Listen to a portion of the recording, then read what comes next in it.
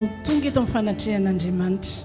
Androany raha nentin'Andriamanitra eto ianao dia no ny fanasoavany, no asoaviny ianao. Dia androany ndaontsika hiara hitsangana dia mba teneny ilay izay olona eo akaikinao hoe arahaba ary ilay no asoaviny.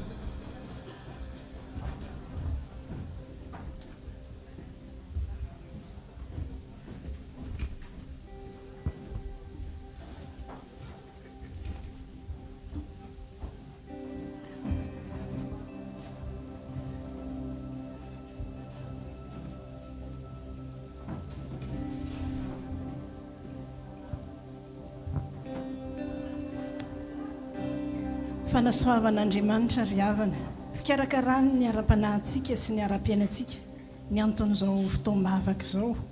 Dia ndaontsika hivavaka hisaotra an'Andriamanitra ny amin'izany fahasoavana omeny antsika izany androany, vavaka antsika tokoa. Raha eo mankasitraka anao izay ilay Andriamanitra mpanasoa, nanasoanay ianao tamin'ny lasa ary mbola porofoinao izany amin'izao fotoam-bavaka izao, fanasoavanao manokana. Atolotra ianao ny saotra sy ny dera ary ny laza ary petraka ifeno am-pelantananao izany fanasoavanao izany mba tena ho tanteraka amin'ny manomboka amin'izao fiandohany izao ary mandra-pialanay eto ary anaraka anay amin'ny fiainanay andavanandro ihany koa. Petraka eo am-pelantananao ary izao fanamasinao sokafanay malalaka ao anao ity fotoana ity. Aoka ianao no hisandratra eto ary aoka ianao no hiasa ao anatinay tsirairay avy atanteraka izay sitrapon'ny ray nampisiny izao fotoam-bavaka izao. Dia ho voninahitran'Andriamanitra ray sy zanaka ary ianao fanahy masina anie amin'ny anaran'i Jesosy. Amen.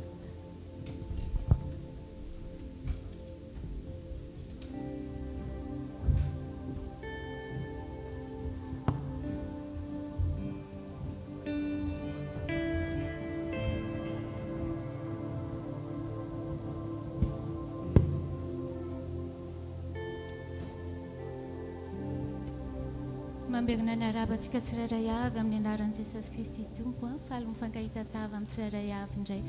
Toy ny mahazatra efa ny fampiarapitsika teo fa mba verina hitsodrana teny-pahasoavana kely amin'ny manodidina anao ianao dia mba hilaza hoe tianao manokana Andriamanitra.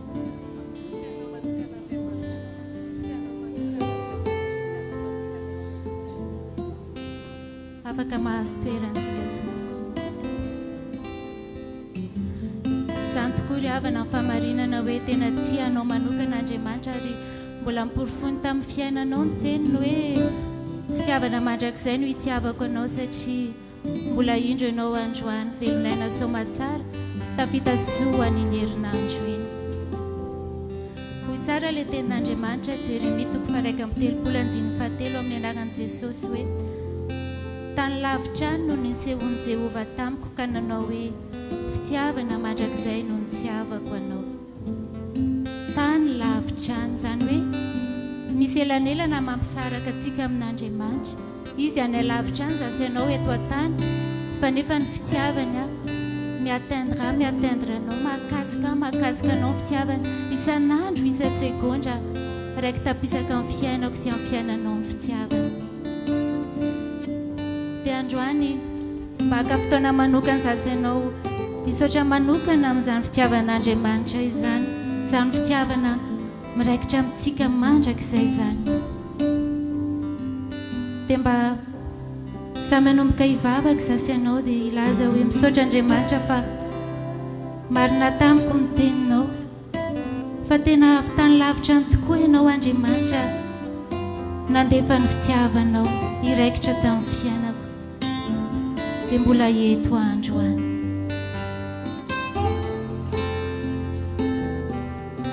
Niraikitra tamin'ny fahasalamako Andriamanitra ny fitiavanao.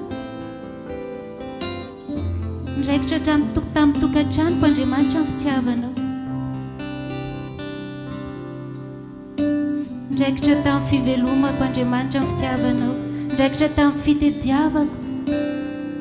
Niraikitra tamin'ny ara-panahiko Andriamanitra ny fitiavanao.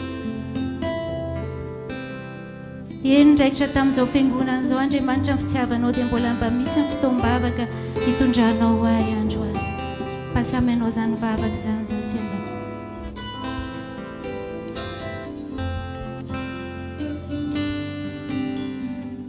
mba tsika anao eritreritra mihitsy izay lalovanao tamin'iny herinandro eny dia ilaza hoe ao anatin'ny fiainako izay be da be ny zavatra miovaova Andriamanitra.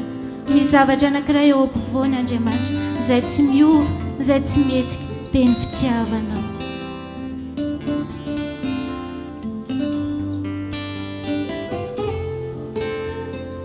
nananahoana Andriamanitra nataiza lalana no diavon'ny tongotro Andriamanitra nanaraka ny fitiavanao.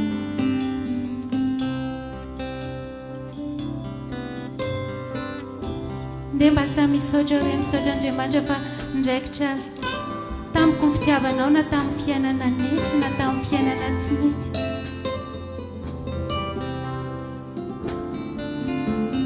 Ndraikitra tamiko ny fitiavanao na tamin'ny fiainana naombo na tamin'ny fiainana tsy naombo. Ndraikitra tamiko ny fitiavanao na tamin'ny fiainana marina na tamin'ny fiainana tsy marina Andriamanitra. Isaurako ny fitiavanao. Tompo isaurako ny fitiavanao. Tompo isaurako ny fitiavanao.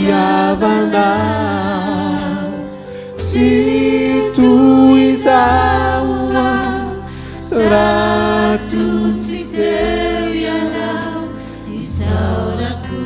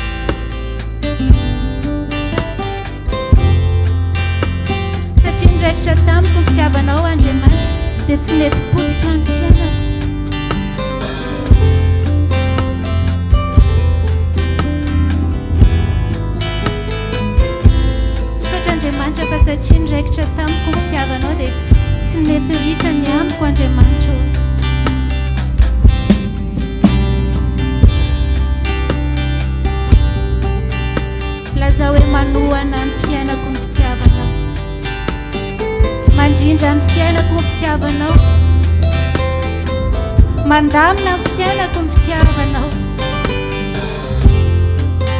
Mamatsy isan'andro ny fiainako ny fitiavanao. Mahatafita ny fiainako ny fitiavanao. Miaro any fitiavanao. Tompo isaurako ny fitiavanao. Mataovy amin'ny fonao rehetra. Isaurako ny fitiavanao. Si tu isaura raha tu tsy teo ianao isaurako ny anarana. Apekaro atrany feonao. Tompo isaurako ny fitiavanao.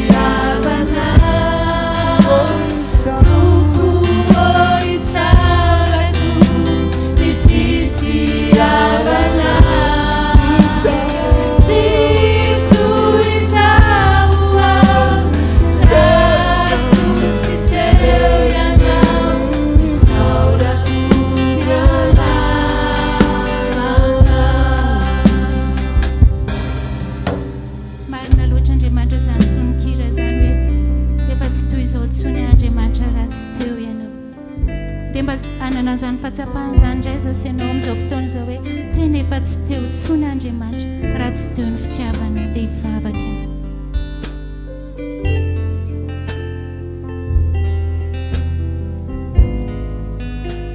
tena mba amboly an'izany fahatsapahana zany any anatin'ny foko sy ny any anatin'ny fonao hoe misaotra Andriamanitra fa raha tsy nanaraka ny fitiavanao efa ela andrava ny fiainako.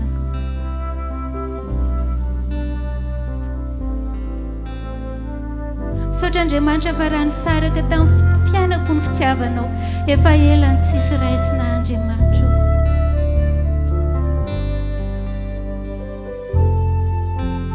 Misaotra Andriamanitra fa raha niala tamin'ny fiainako ny fitiavanao efa nipotipotehany devoly Andriamanitra.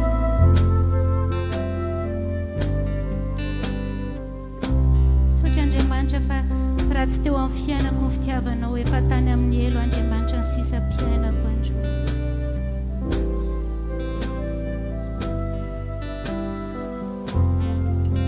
Eny Andriamanitra raha tsy niraikitra teo amin'ny fiainako ny fitiavanao Andriamanitra na zao fiangonana zao aza Andriamanitra mety efa tsy misy tsony fa raha mbola mba mitoetra ny zavatra rehetra Andriamanitra dia satria teo amin'ny fitiavanao niraikitra tamin'ny fiainana.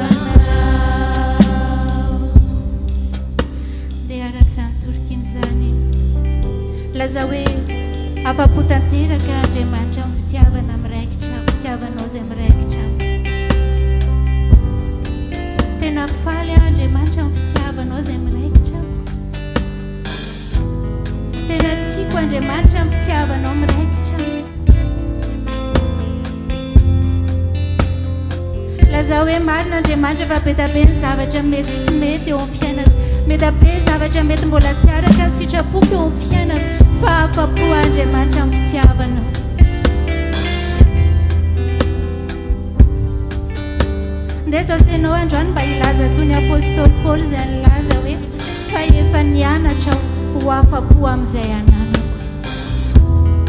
Apôstôly Paul amin'io tany amponjany nisy azy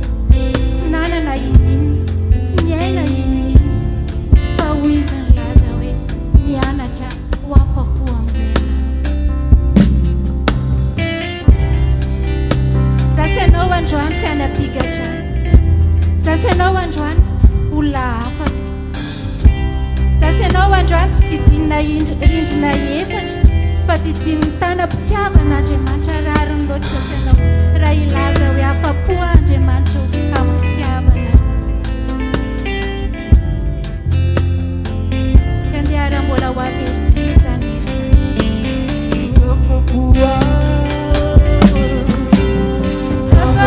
amin'ny fitiavana. Afa-po amin'ny fitiavana. Sisi suana na suari na mina. Afa-po amin'ny fitiavana. Afa-po amin'ny fitiavana. Afa-po amin'ny fitiavana.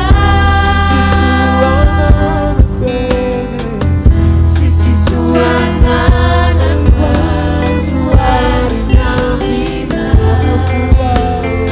Afa-po amin'ny fitiavana.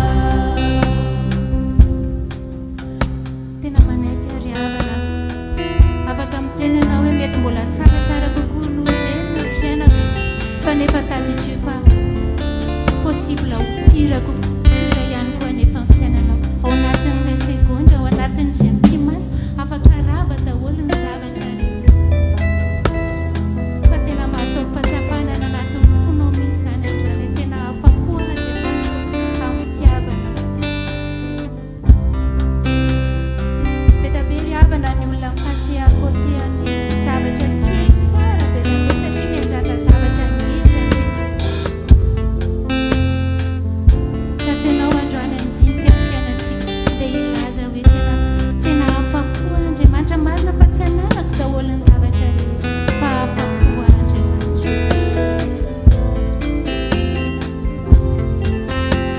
Afa-po Andriamanitra amin'izay ananako. Afa-po Andriamanitra amin'izay eo ampelantanako. Nafiry Andriamanitra.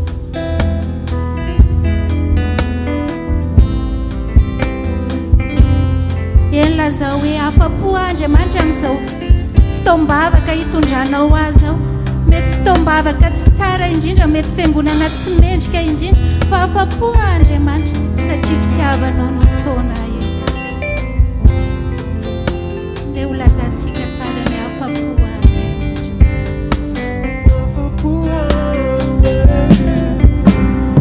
Afa-po amin'ny fitiavana. Afa-po amin'ny fitiavana. Sisi suana na suari na mina. Afa-po amin'ny fitiavana. Afa-po amin'ny fitiavana. Afa-po amin'ny fitiavana. Sisi suana na suari na mina. Afa-po amin'ny fitiavana. Sisi suana. Sisi suana na suari na mina. Afa-po amin'ny fitiavana. Halleluja.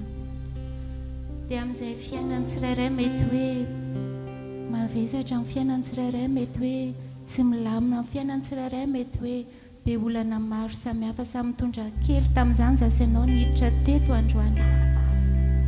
Hoy ny ten'Andriamanitra hoe eo amin'izao tontolo izao no ahitanareo fahoriana. Fa zany hoe raha miala vetivety kely eto amin'izao tontolo izao ny zasanao dia tsy atsapantsony andreny fahoriana reny tsy atsapatsony an'ireny vesatra manaraka amin'ny fiainantsika reny. Matetika zasy ianao fanay masina no angatantsika hidina eo amin'ny fiainantsika fa androany andeha mba hangataka faveur manokana amin'Andriamanitra zasy ianao hoe Andriamanitra androany za mihitsy mba batao hiakatra eny aminao za Andriamanitra androany. Mba hanao an'izany vavaka izany zasy ianao hoe Andriamanitra tia za androany mba eto miakatra eny aminao androany Andriamanitra.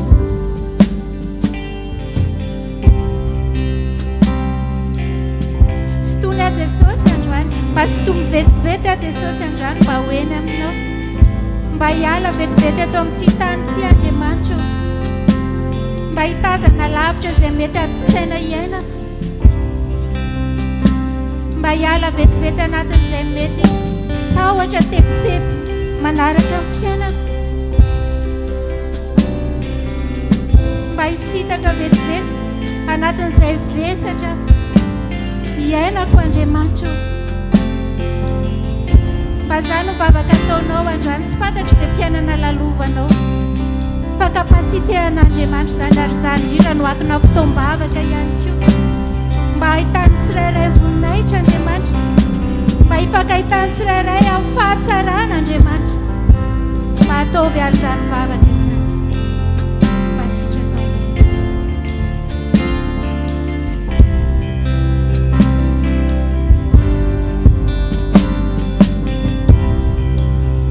atao eo aminao Andriamanitra androany vavaka tsotra toy izany mba ho atao tsy toy eo aminao Andriamanitra androany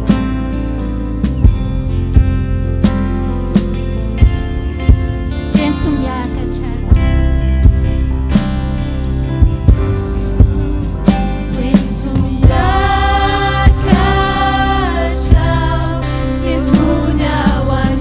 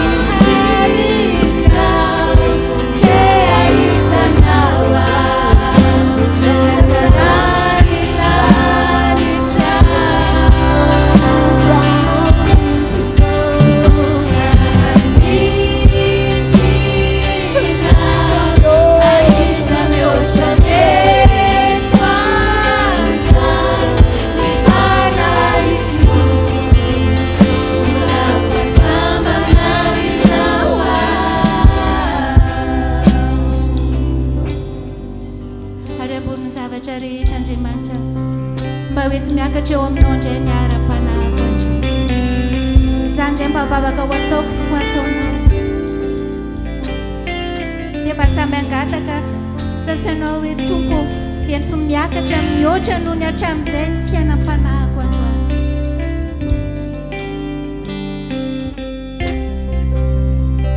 eto miakatra noho ny hatramin'izay ny fahatakarako androany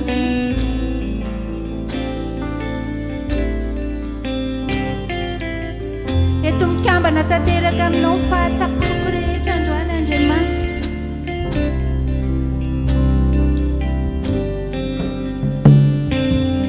laza hoe mba tsy ho fijeriko Andriamanitra fa fijerinao mba tsy ho fatakarako Andriamanitra fa ilay fatakarana avy aminao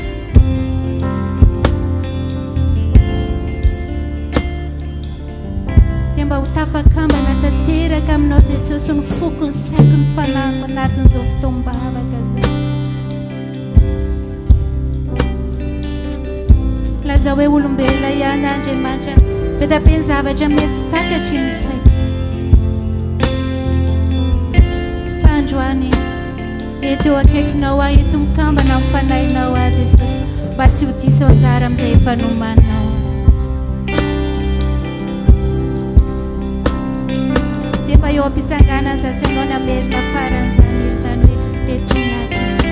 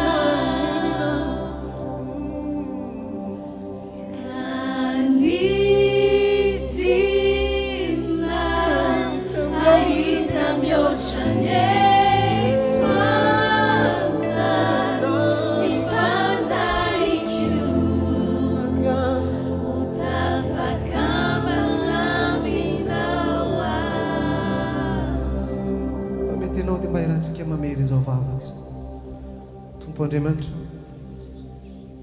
tonga eto amin'ny fanatrehanao andro satria te ahitanao mba te hiaona aminao hoentiko ny amiko rehetra andro eto amin'ny fanatrehanao hoentiko ny tontoloko rehetra andro eto amin'ny fanatrehanao zasy zay rehetra momba hoentiko eto amin'ny fanatrehanao manaiky Tompo mety androany ho tafakambana aminao mba ahafahanao Tompo manao izay tianao atao manao izay mety aminao amin'ny fiainako hoeto androany ny fiainako rehetra hoeto miakatra ho tafakambana aminao ampanalaviry Tompo ny ratsy rehetra ampanalaviro tompo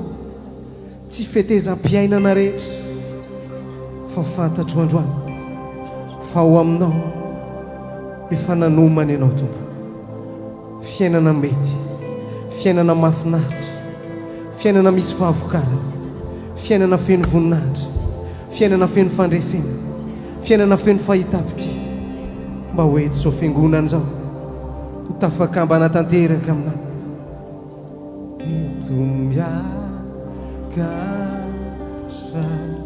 sy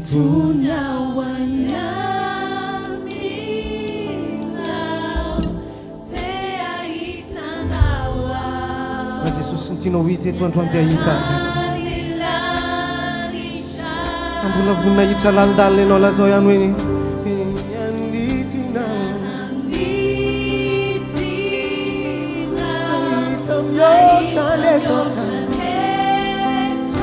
samelana misy ny fanahy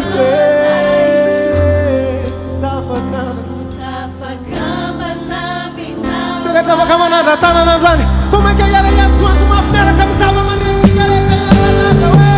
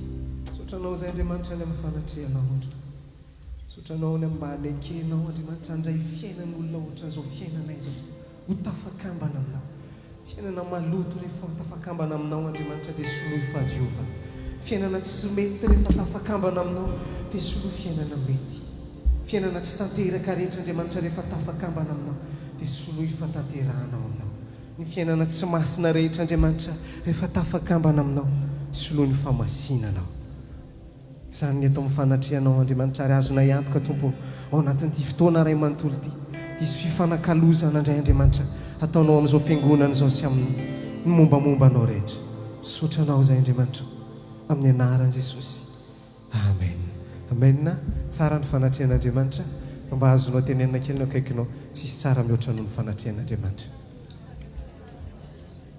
amen falomerabanao manokana amin'ny anaran'i Jesosy amin'ity androany ity mpifaliana androany no iarahana amintsika ao anatin'ny fotoana manokana izay misy ny fanatrehan'Andriamanitra tsy diso izany Andriamanitra nitondra anao eto amin'ny fanatrehany androany fa raha nitaonanao manokana eto izy satria tia nisy zo ny fiainanao izy efa nanomana ny tsara indrindra ho anao izy no mahafinaritra indrindra nefa nomanin'Andriamanitra ho anao sy noavinao ray manontolo eto amin'ny fanatrehan'Andriamanitra dia hibatanao Andriamanitra hiakatra ary tsy amelan'Andriamanitra raha tsy sokatra eo amin'ny fiainanao ny lanitra ray manontolo hoporofoana Andriamanitra aminao zany hoe Andriamanitra manokatra lanitra zany tsy farany ty taon'ity ozy dia anao surprise mahafinaritra ho anao sy ny ankohonanao sy rehetra minity tanana mafy ho an'ny tompo androany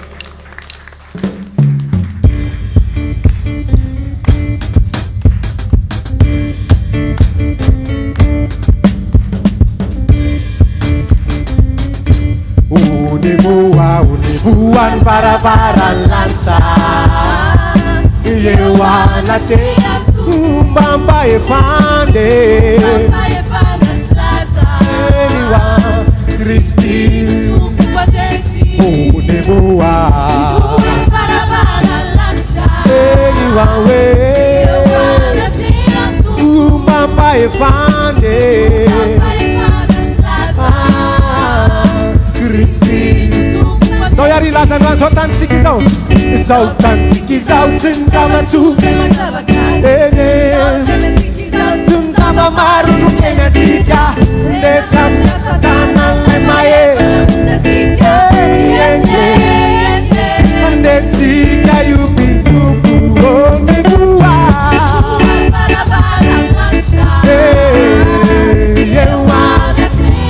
Umbamba efande Kristy Ite tanana mafy antompo anao androano famezatsika voninahitra an'le Kristy Tondra fandreseny eo amin'ny fiainanao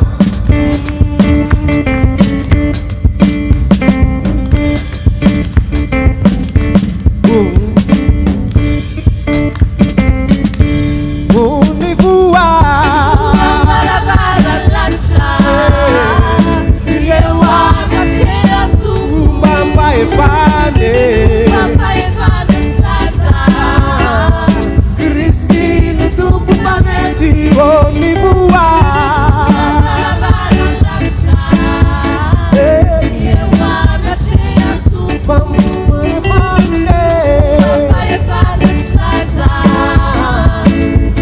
Saonay androany Izary no hiakatra ny tanàna Izary no hiakatra ny tanàna Lanitra sy ny tany Movatsy nandre sy ny fahafatesana ho antsika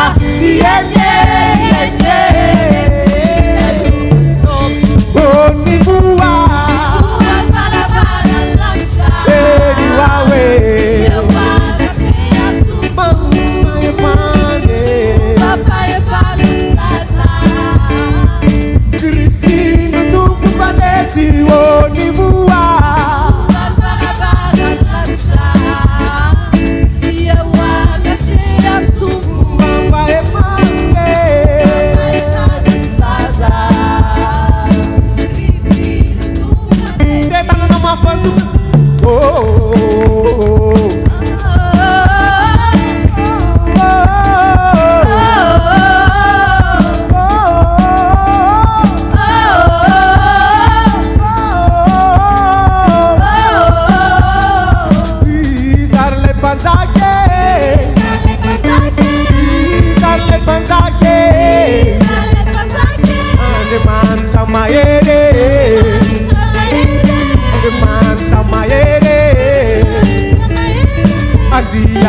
Danande Izarlay panzake Izarlay panzake Andemantu fandesena Andemantu fandesena Detanana mafantu peno Wale andemantu fandesena dwan Izma ida tiket Suma ida narana veguna na vamanida ida le andemantu bunat Bunna vena ideran kumpadron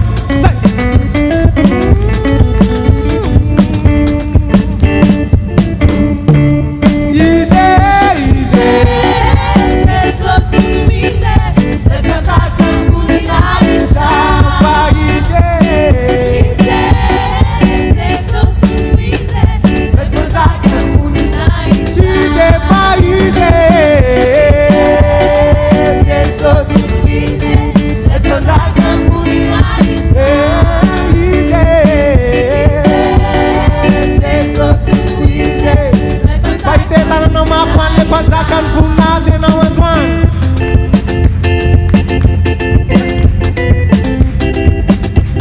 Sisa narana apa inda samena punna cena wanjuan Apa cile narane pasakan punna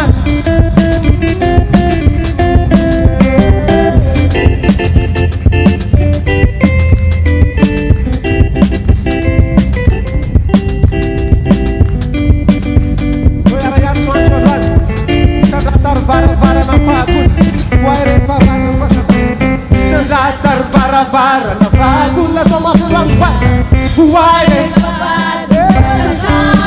vara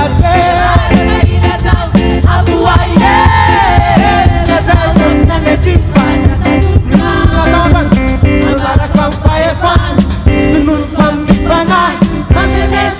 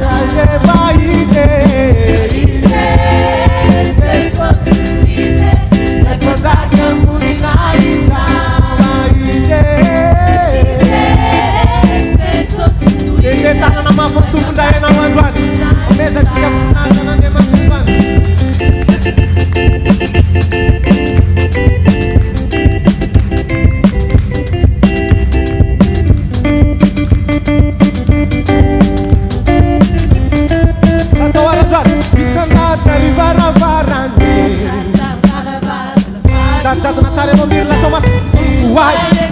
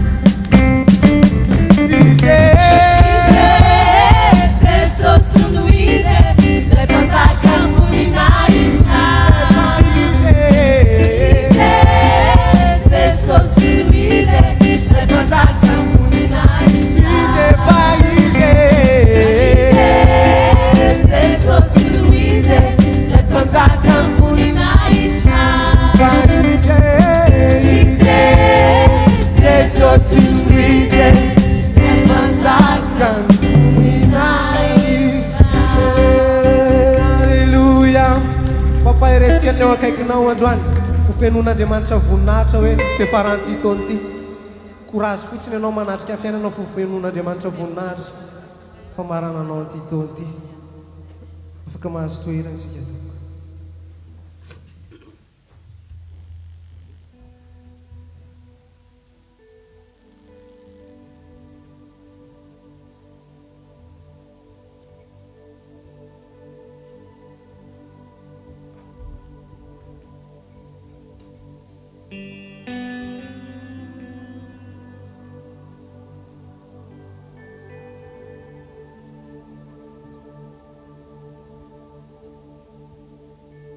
fotoana rehetra zay ampatsehivako ny anarako izy Andriamanitra hoe nohidinako dia koa mitahivana nampisina ny fotoam-bavaka ry ava nampisina ny vondrom-bavaka takazao mampatsehivana ny anarako Jesosy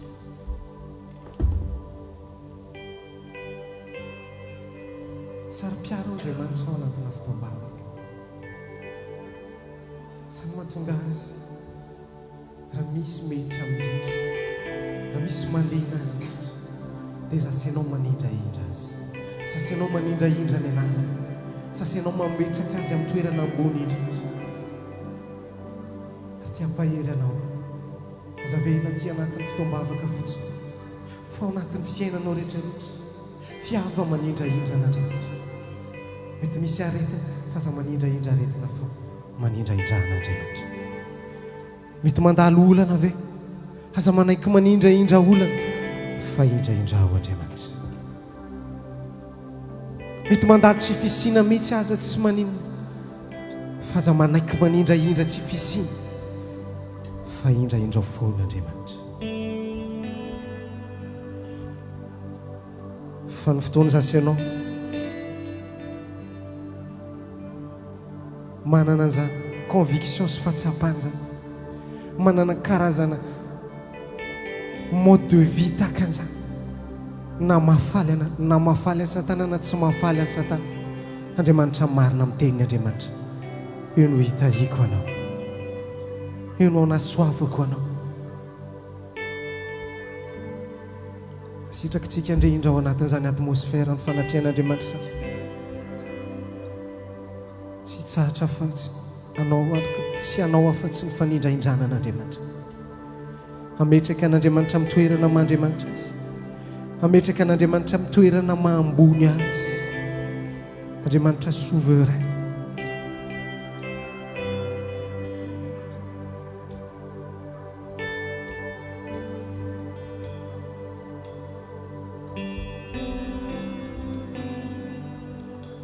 ary nanandratra ny feondreo izy ka niantso tamin'ny feo mahery masina Jehovah tompony maro eniky ny voninahitra ny tany rehetra tongetiko izay androany Andriamanitra dia après ny feo anay amin'ny anjely lanitra rehetra hanandratra anao sy ny famasinanao hanandratra anao sy ametraka anao am'Andriamanitra masina anao ianao no mendrika mandrak'izay ianao no mendrika mandrak'izay masina ianao masina ianao tompo lay iray tsy toy mendrika ianao ry ilay zanako lazao ihany androany masina ianao masina tompo ianao tompo lay iray tsy toy mendrika ianao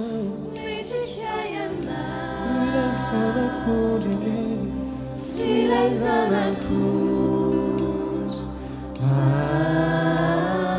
amen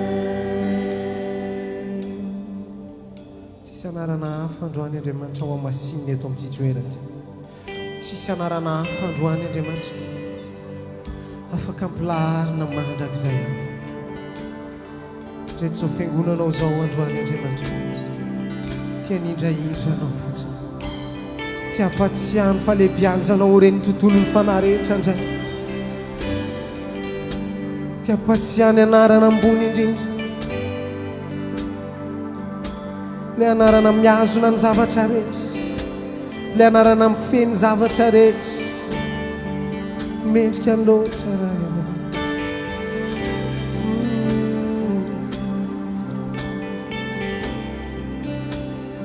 masina ianao masina ianao tompo lay iray tsy toy mendrika ianao ilay zanako masina ianao masina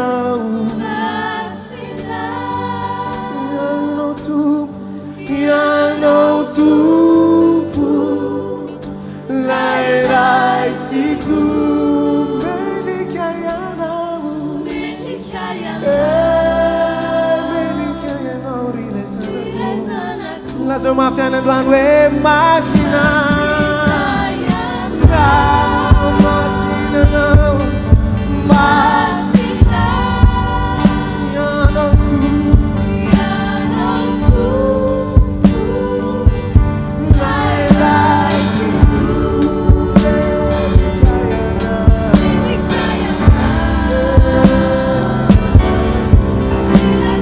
masina ianao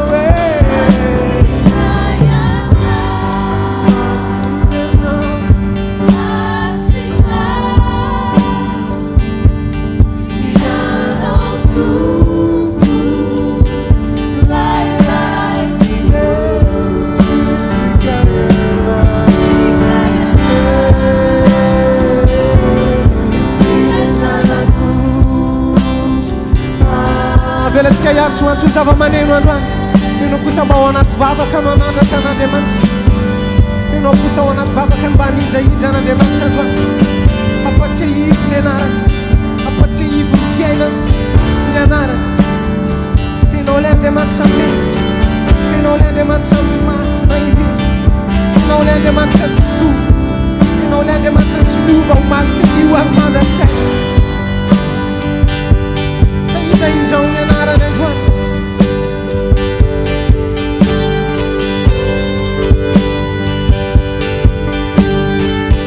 sisy azo ampitaina aminao mandrakizay sisy anarana aretina afaka ilatra aminao sisy anarana olana afaka ilatra aminao mandrakizay ianao no injainja androany mety ny anarana hafa rehetra fa ny anaranao nomena voninahitra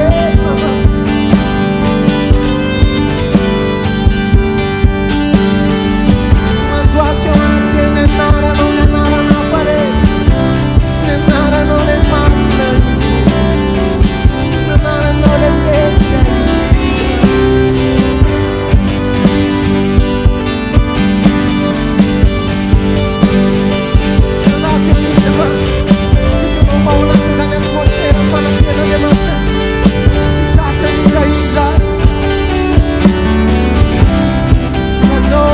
la luva quando ainda fome não tubou não anda crescendo na mente se mandando ainda fome não anda crescendo na mente se machuca tanto ainda fome nem nada não fome não fome nem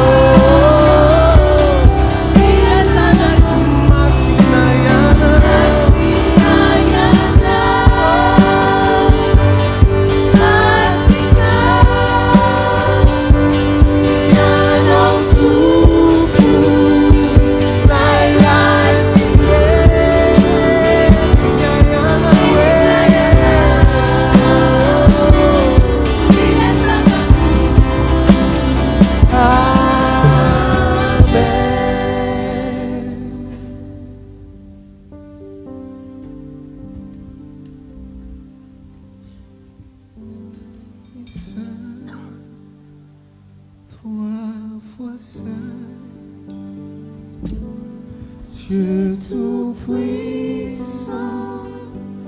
éternel, louange à l'agneau, louange à l'agneau, tu es saint,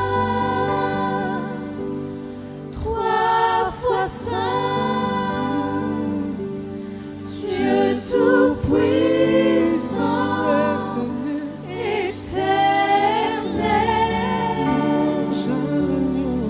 louange à l'agneau,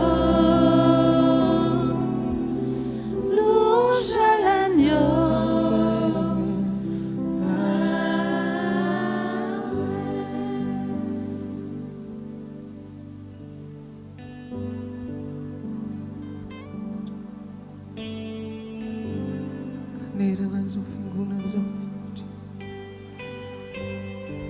Caneira nas outras todos onde mas fanatiano kusa yandra mit kelot nana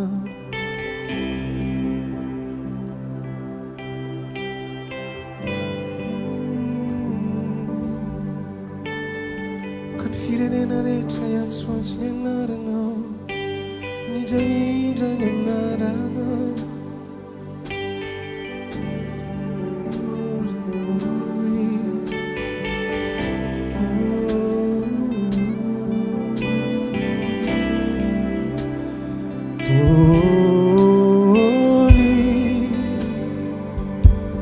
Holy,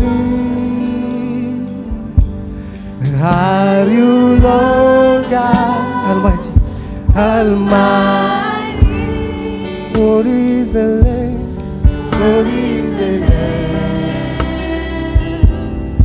What is, you are holy, God, you are holy, holy, Lord, Lord God, mighty, mighty. What is the name? What is the name? What is the name? You are holy, you are holy, holy, mighty Lord God Almighty. What is the name?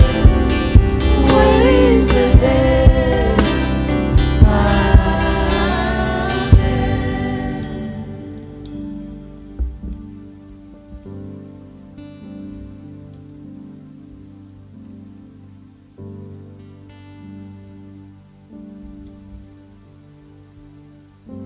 Tsisy anarana hafa Andriamanitra, tsisy anarana hafa mandra izay ho indraindranay mihoatra noho ny anarana.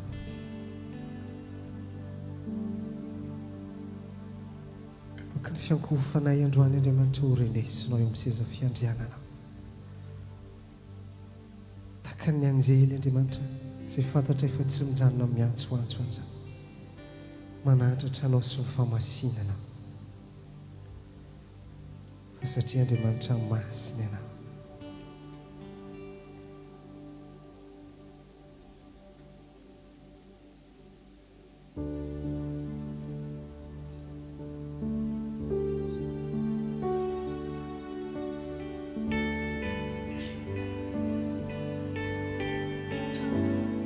Sisy hery mandrakizay, sisy hery ny fahavalo afaka ampitahina aminao mandrakizay. Tsisy hery na être Andriamanitra anao entité afaka ilahatra mandrakizay. Samy mahatonga anay manokana fotoana ohatran'izao mba hahatonga ny zavatra rehetra eo amin'ny fiainana hietra eo anatrehanao.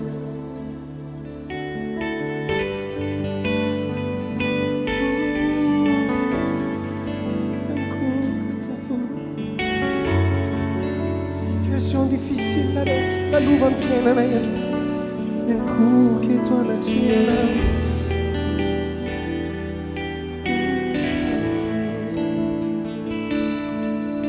Fa manderana izao tontolo izao, manderana izao tontolo izao, tsisy hery matovitrana, miankoky eo anatrehanao. Fa masiny anao, hatramizay ka manakizay, hatramizay ka mandrakizay. Tsy miova mandrakizay, tsy miova na ny herinao. Zavaboary rehetra manaky anao, fa masiny anao. Nao mbola hiary ilaza ihany androany, fa manderan'izao tontolo izao mandeha, fa manderan'izao tontolo izao. Izao izy androany, tsisy hery andeha, tsisy hery matovitrana. Eso fiankofana androany, miankoky eo anatrehanao. Fa ianao no masina, hatramizay ka manakizay.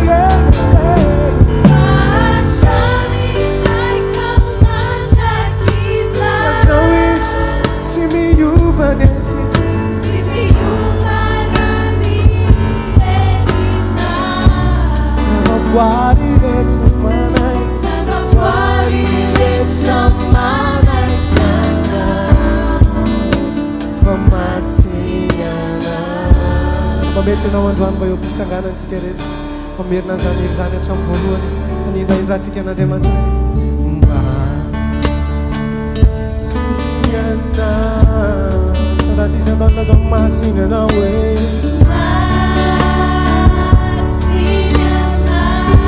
masinana Andriamanitra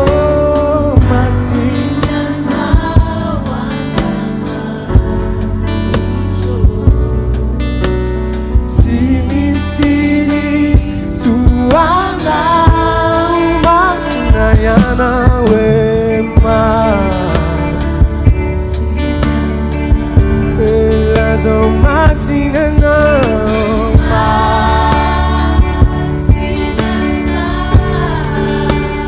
Masinana Masinana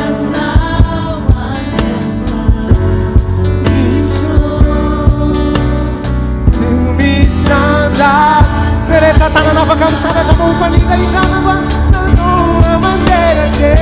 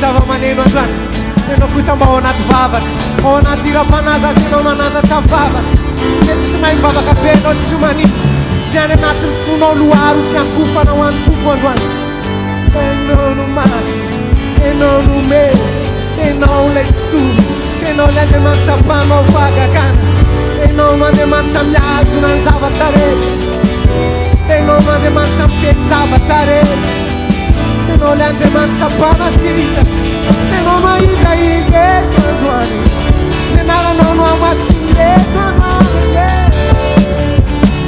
masandrako feonao samy mivavaka androany samy manandratra androany loara avy any anatin'ny fonao ny fiankofana tsara ndrindra hoentsika manindrahidra an'ilay anarana nomezika indrindra androany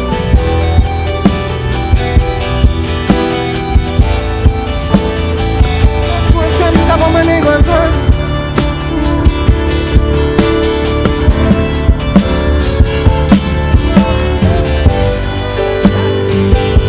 kupo anatsena kupo naty sarotra nalovana androany tsy afaka azona zany mangatsay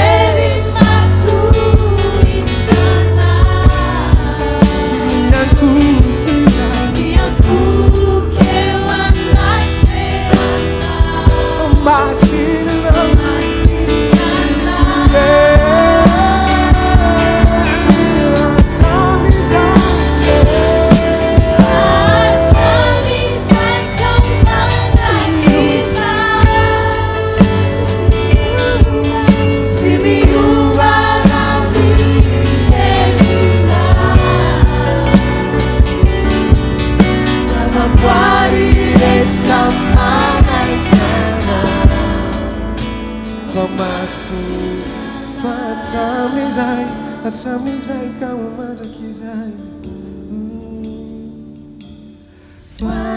hatramizay ka homandraky izay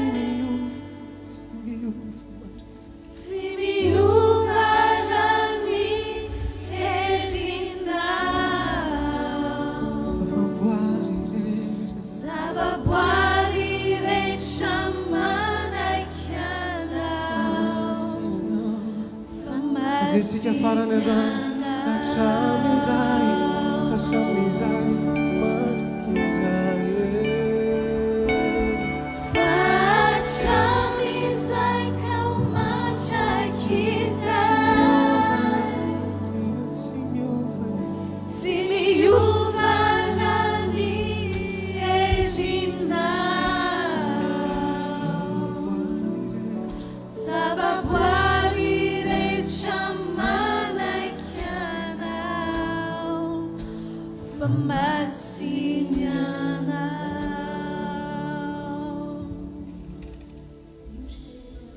fa masinanao zay Andriamanitra ary mankasitraka anao satria na dia Andriamanitra masina azy ianao dia tsy nijeriny tsy fataterahanay fa tena tianay ka midiny eto anivonay sotranao koa fa anatin'izany fahamasinanao zany dia manana teny manokana ho anay tsirairay avy ianao amin'ity androandroany ity satria tena tianay ianao raisoary ny toeranao fa nay masonao ao anatin'ny fizarana ny teninao raiso ny toeranao anatinay tsirairay avy ary raiso ny toeranao amin'ny fizarana ny teninao ho anao any amin'ny voninahitra amin'ny anaran'i Jesosy Kristy amen afaka mipetraka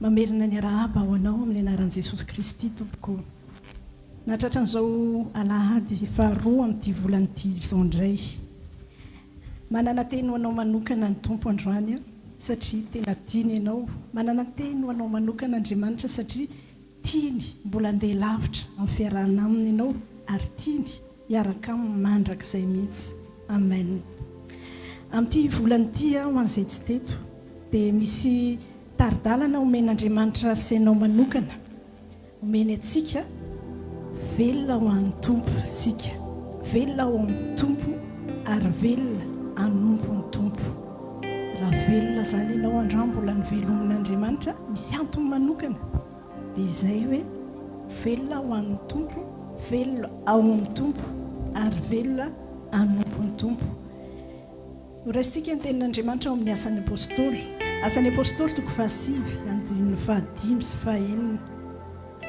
amin'ny anaran'i Jesosy ary hoy izy iza moa ianao tompoko dia hoy izy izao no Jesosy izay enjehinao fa mitsangana ka makanesa ho any an-tanàna dia holazaina aminao izay mety ataonao dia ho tohizantsika ny amin'ny Matthieu toko 5 andininy 14 sy 15 amin'ny anaran'i Jesosy ianareo fahazavan'izao tontolo izao tsy azo afenina ny tanàna miorina eo an-tampon-tendrombohitra ary koa tsy misy olona mandrehatra jiro ka mametraka azy ao ambanin'ny vata famarana fa apetrana eo amin'ny fanaovan-jiro ka dia mazava amin'izay rehetra ao an-trano izany ray masolo manamasinana eo fahamarinana manoteninao fahamarinana amen tepoka voalohany ho raisitsika amin'ny tenin'Andriamanitra raisitsika voalohany velona ho amin'ny tompo sasainao asan'ny apôstôly toko 5 andininy 15 sy 6 teo dia milaza ny tantaran'ny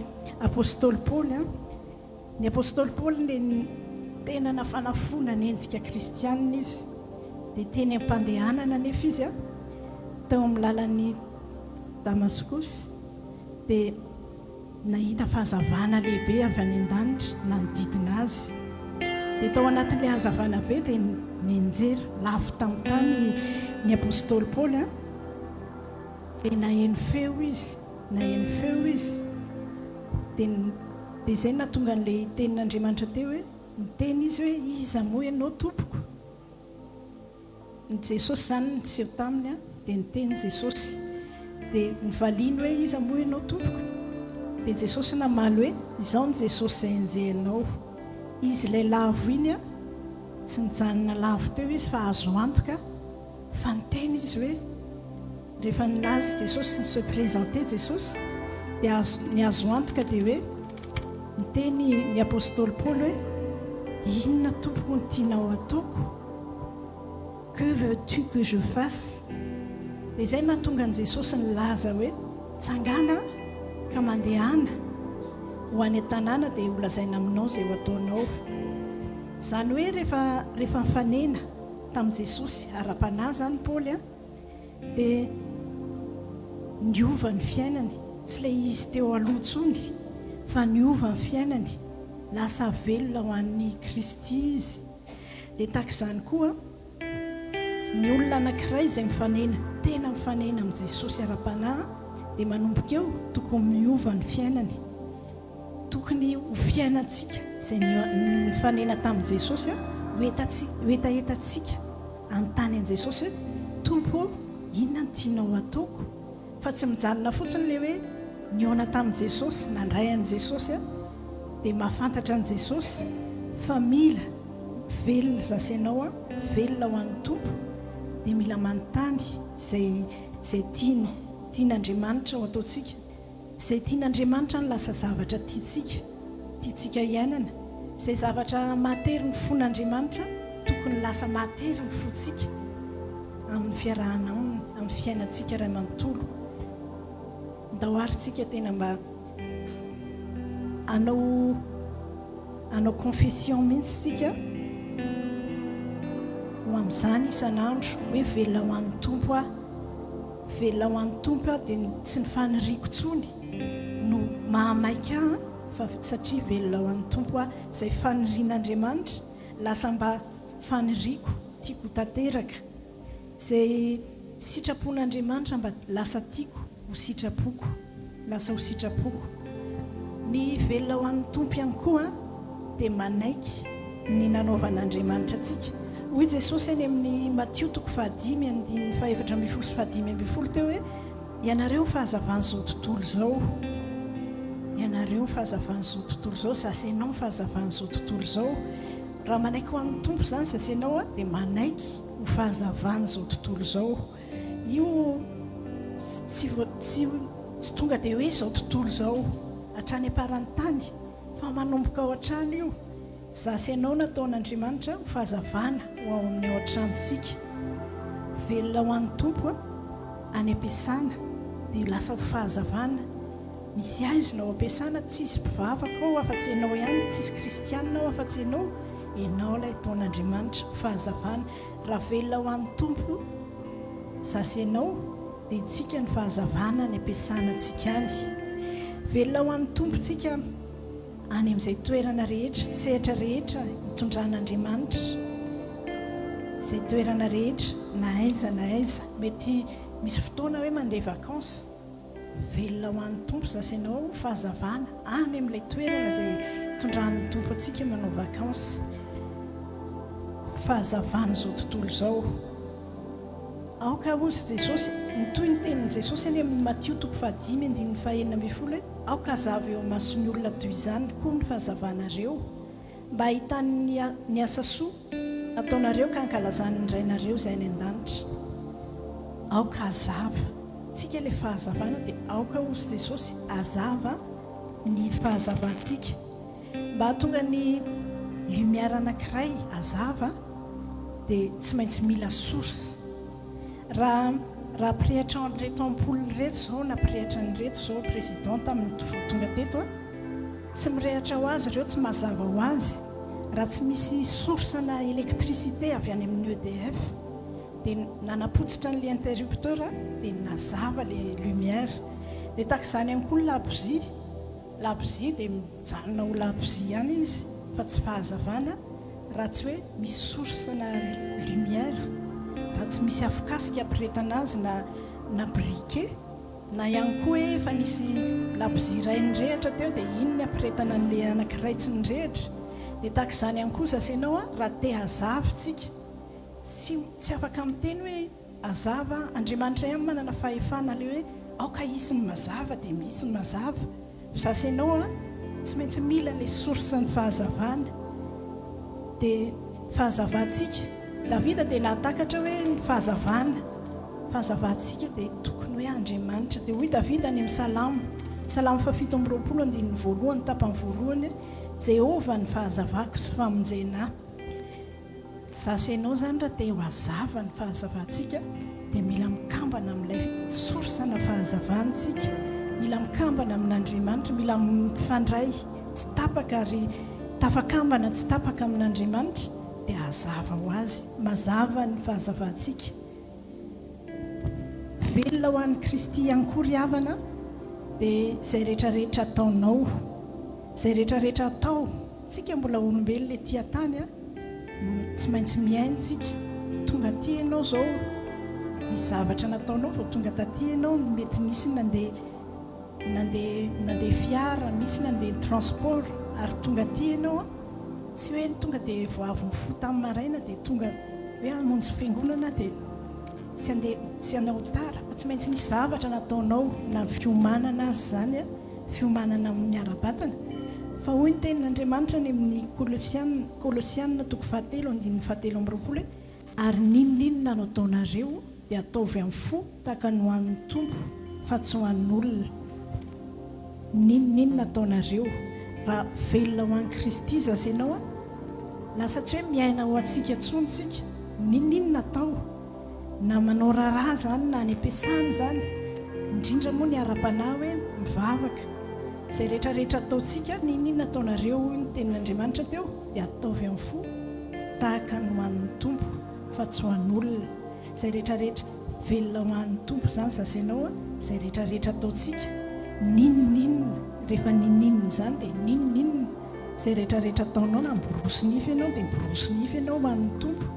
Marina fa mba teo fotsy nify daholo sy hoe adio ny nify, fa atao ho an'ny Tompo daholo ny zavatra rehetra satria tsika velona amin'ny Tompo. Tahaka izany ihany koa ny asa aman-draharaha, marina fa tsy maintsy miasa. Rehefa misy manontany matetika dia hoe mbola on n'a pas le choix, tsy maintsy miasa tsika izay vao mihinana, fa miasa tsika izay ninona asanao ataovy ho an'ny Tompo tahaka ny ho an'ny Tompo satria zasy ianao velona ho an'ny Tompo. Amen. Dao ary ho konfesentsika mivavatsika mihitsy zany dia ho raisitsika ho an'ny tenantsika manokana. Eto moa ny teny dia zaraina amin'ny bamba ray hoe ho asy ho anao, fa amin'izao fotoana izao dia ndao tena konfesentsika, samy konfesentsika tsirairay avy dia amerina amin'ny anaran'i Jesosy, amin'ny anaran'i Jesosy velona ho an'ny Tompo samy amerintsika velona ho an'ny Tompo amin'ny anaran'i Jesosy velona ao amin'ny Tompo amin'ny anaran'i Jesosy velona nompo ny Tompo amen. Ho tanteraka aminao any izany. Amen. Ndao jerentsika indray ny teboka faharoa izay efa ny konfesentsika teo velona ao amin'ny Tompo. Hitantsika tamin'ny farany fa ho tohizana kely izy androany hoe tena fifalian'ny hazan-drano dia ao anaty rano, fa ho antsika mpino kristianina tena tokony ho fifaliantsika dia ao amin'Andriamanitra. Izay no tena ho tokony ho fifaliantsika lehibe indrindra eo amin'ny fiainana, miaraka amin'ny Kristy, miaraka miombi-piainana amin'Andriamanitra. Ny hazan-drano dia voafaritra hiaina ao anaty rano, fa tsika kristianina kosa voafaritra hiaina ao amin'ny Kristy.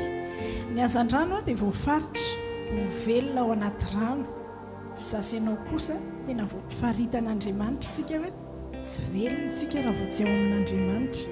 Mety hoe mivatantsika mandehandeha eny, fa mety efa ny fiainam-panahintsika, ilay maha olona tsika mety efa maty, fa tsy maintsy voafaritra ho ao amin'Andriamanitra zasy ianao ary mifamatotra amin'ny fiainan'i Kristy. Ny hazan-drano dia ao anaty rano no tena mapety azy, mapety ny fiainana. Fa zasy ianao kosa mapety atsika dia tena ao amin'Andriamanitra. Ny an'ny hazan-drano dia ao amin'ny ao amin'ny rano ao anaty rano no avelona azy no faritan'Andriamanitra hoe ao no avelona azy. Mety misy be diabe eto an-tany ny karazana rano be diabe ny karazana rano, ohatra hoe misy ny jus d'orange rano ihany koa reny, misy ny coca rano ihany koa. Fa na dia hoe tsara noho ny ranomasina, tsara tsiro noho ny ranomasina aza ny coca sy ny jus d'orange, tsara tsiro noho ny ranomamy ny coca sy ny jus d'orange, dia tsy ny tian'ny trondro dia aleo maka n'ilay ranomasina na ilay ranomamy, na dia maro aza ny rano hoe tsara tsiro, satria fantatry ny trondro tsara fa raha vao misafidy izy hoe fa makaleo koa ty ranomasina ity fa andeha mba hanandrana an'izany coca hoe, dia milona ao anaty coca izy fantany tsara fa ho faty izy. Zasenao ihany koa misy zavatra be diabe, fiainana be diabe dia hisintona antsika hoe ohatra mahasarika an'izao tontolo izao, nefa aoka ho tsy adiniko sy tsy adininao mandrakizay fa andaontsika hisafidy ny fiainana ao amin'ny Kristy, hiaina ao amin'ny Kristy, satria raha vao miala ao tsika dia maty tsika, maty ara-baky teny mihitsy aza. Misy tenin'Andriamanitra ny amin'ny Filipianina 4:4 milaza hoe amin'ny anaran'i Jesosy, mifalia mandrakariva amin'ny tompo hoy izaho indray mifalia. Amin'ny dikateny frantsay dia teneniny hoe midika hoe mifalia mandrakariva ao amin'ny tompo, réjouissez-vous dans le Seigneur. Raha vao ao amin'ny tompo zany sasenao ninona lalovantsika. Betsaka ny lafim-piainana eto an-tany tsy hoe mandeha be tsara daholo rehefa hoe mivavaka, fa raha ao amin'ny tompo sasenao ninona lalovantsika dia mifalitsika, satria dia mifalitsika fa fifaliana ao amin'ny tompo. Mety misy zavatra mampitomany fa ao amin'ny tompo ihany tsika. Mety mandray fitahiana be koa sasenao, fa rehefa ao amin'ny tompo, raha tena ao amin'ny tompo sasenao dia hoy ny tenin'Andriamanitra, misy tenin'Andriamanitra ny amin'ny Romanina 1:9-3 hoe fa izy no niaviany izao zavatra rehetra izao ary izy no mihazona azy sady izy koa no antony, izy anie no maimboninahitra mandrakizay. Amen. Mandray fitahiana zany sasenao, fa mandray fitahiana tsika fa ao amin'ny tompo hatrany, satria fantatritsika tsara araka izany tenin'Andriamanitra zany ary eketsika fa izy no niaviany fitahiana, ka tsy tokony avonavona tsika raha mandray fitahiana, tsy tokony mirehare, tsy mihebohebo, fa manetry tena ao amin'ny tompo. Amen. Ny ao amin'ny tompo ihany koa araka ny tenin'Andriamanitra dia manome alalana azy sasenao hiazona amin'ny fiainantsika, hiazona antsika. Raha mbola ao amin'ny tompo sasenao dia afaka mihazona antsika izy ary afaka zonony izay rehetrarehetra ananantsika, satria ny devoly dia isan'andro ny devoly dia te handrombaka antsika izy, te handrombaka an'izay ananantsika. Fa raha ao amin'ny tompo sasenao azonin'Andriamanitra, tsika no tafajoro foana ho azoniny ihany koa izay zavatra rehetra ananantsika, tsisy akasika eo am-pelantanany. Ao amin'ny tompo ihany koa sasenao dia manaiky sy miaiky fa izy no antony zavatra rehetrarehetra omeny, zavatra rehetra avelany miseho amin'ny fiainantsika, mitranga amin'ny fiainantsika. Mety misy zavatra ohatran'ny hafahafa be hoe tena tsy azonao mihitsy, hoe za hoe mpivavaka dia tratran'izany, za hoe mandeha amin'ny fahamarinana dia tratran'izany. Fa Andriamanitra, tsy hoe Andriamanitra no mangalatra ny zavatritsika na manimba ny zavatritsika, fa mamely izy manome permission ny devoly izy hikasika an'izany.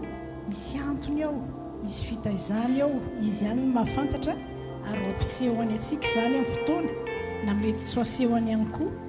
Fa raha ao amin'ny tompo sasenao dia mila miaiky sy manaiky fa izy no antony zavatra rehetra, satria koa ny teniny dia milaza ao amin'ny Romanina 5:5-20 ary fantatritsika fa ny zavatra rehetra dia miara-miasa soa izay tian'Andriamanitra dia izay voantso araka ny fikasany raha teo. Amen. Velona ao amin'ny tompo zasenao dia izay rehetrarehetra miseho amin'ny fiainantsika, misy voninahitra amin'ny fiainantsika dia ho an'Andriamanitra irery izany. Izay rehetra voninahitra rehetra eo amin'ny fiainantsika raha ao amin'ny tompo zasenao tsisy hotazonitsika izany ary tsisy tena hitaiza fo hitaiza sainy zasenao manomboka androany. Raha misy olona mandokadoka na félicité tena hoe hitaiza toe-pontsika hoe voninahitra ho an'Andriamanitra irery ihany. Izay no atao hoe velona ao amin'ny tompo. Tsy velona hoe velona azo voninahitra ho an'ny tena na ho an'ny fianakaviana, fa velona ao amin'ny tompo dia ny voninahitra rehetra amin'ny fiainantsika dia ho an'Andriamanitra. Na dia mandalo olana be ihany koa aza dia velona zasenao ao amin'ny tompo, mbola ao amin'ny tompo ihany. Tena kristianina izany dia manana safidy, tsy andrasany an'izan'izy io hoe za efa voafaritra fa ho an'ny tompo ny fiainako iray manontolo. Hitoetra ao amin'ny tompo na dia kotsan-dranomasy ohatry ny ahoana azy, ao amin'ny tompo ihany, ao amin'ny tompo hatrany ary ao amin'ny tompo hatramin'ny farany. Voaray ianao ve? Dia averiko dia avy eo tsika miaraka. Ao amin'ny tompo ihany, ao amin'ny tompo hatrany ary ao amin'ny tompo hatramin'ny farany. Da ho ary amerina antsika.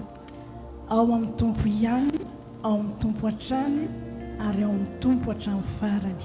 Amen. Amen. Ny hazan-drano dia ao anaty rano ny voafaritra iainany. Ninona mitranga ao dia tsy miala ao izy. Zasenao koa izany manomboka androany voafaritra ho ao amin'Andriamanitra ny fiainantsika. Ninona mitranga, ninona mety misy anenjika antsika mihitsy amin'ny maha-kristianina antsika ary mety misy olana be eo amin'ny fiainana, fa ninona mitranga voafaritra ho ao amin'ny tompo zasenao dia ho ao amin'ny tompo hatranytsika. Ndao arytsika nao confession kely indray ara-merina zao fehezanteny izao zasenao, satria zaraina ny teny ho anao manokana io, ho ahy manokana io. Dia ndao ilaza amin'ny anaran'i Jesosy sika misafidy ny velona ao amin'ny tompo ao amin'ny tompo ny mapety ny fiainako, ao amin'ny tompo ny mahatsara ny fiainako, amin'ny anaran'i Jesosy. Amen. Tanteraka aminao sy ho marina aminao anie izany. Amen. Hiditra amin'ny teboka fahatelo sika, raisitsika ny tenin'Andriamanitra ao amin'ny Kolosianina toko voalohany 7:20. Ilay tapany farany fotsiny. Izany nanaovana ho mpanompo. Dia ho jerentsika ihany koa ny Kolosianina 2:5-20.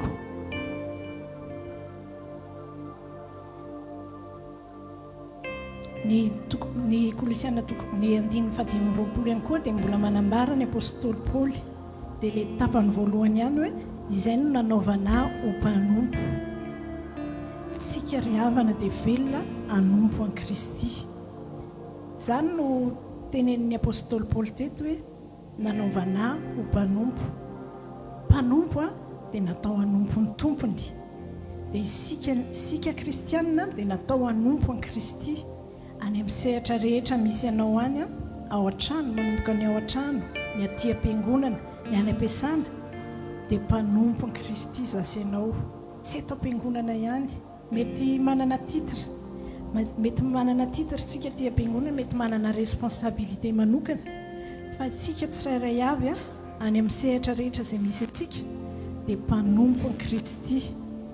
Velona hanompo an Kristy, izany no antony velomantsika hanomezan'Andriamanitra antsika hery sy tanjaka.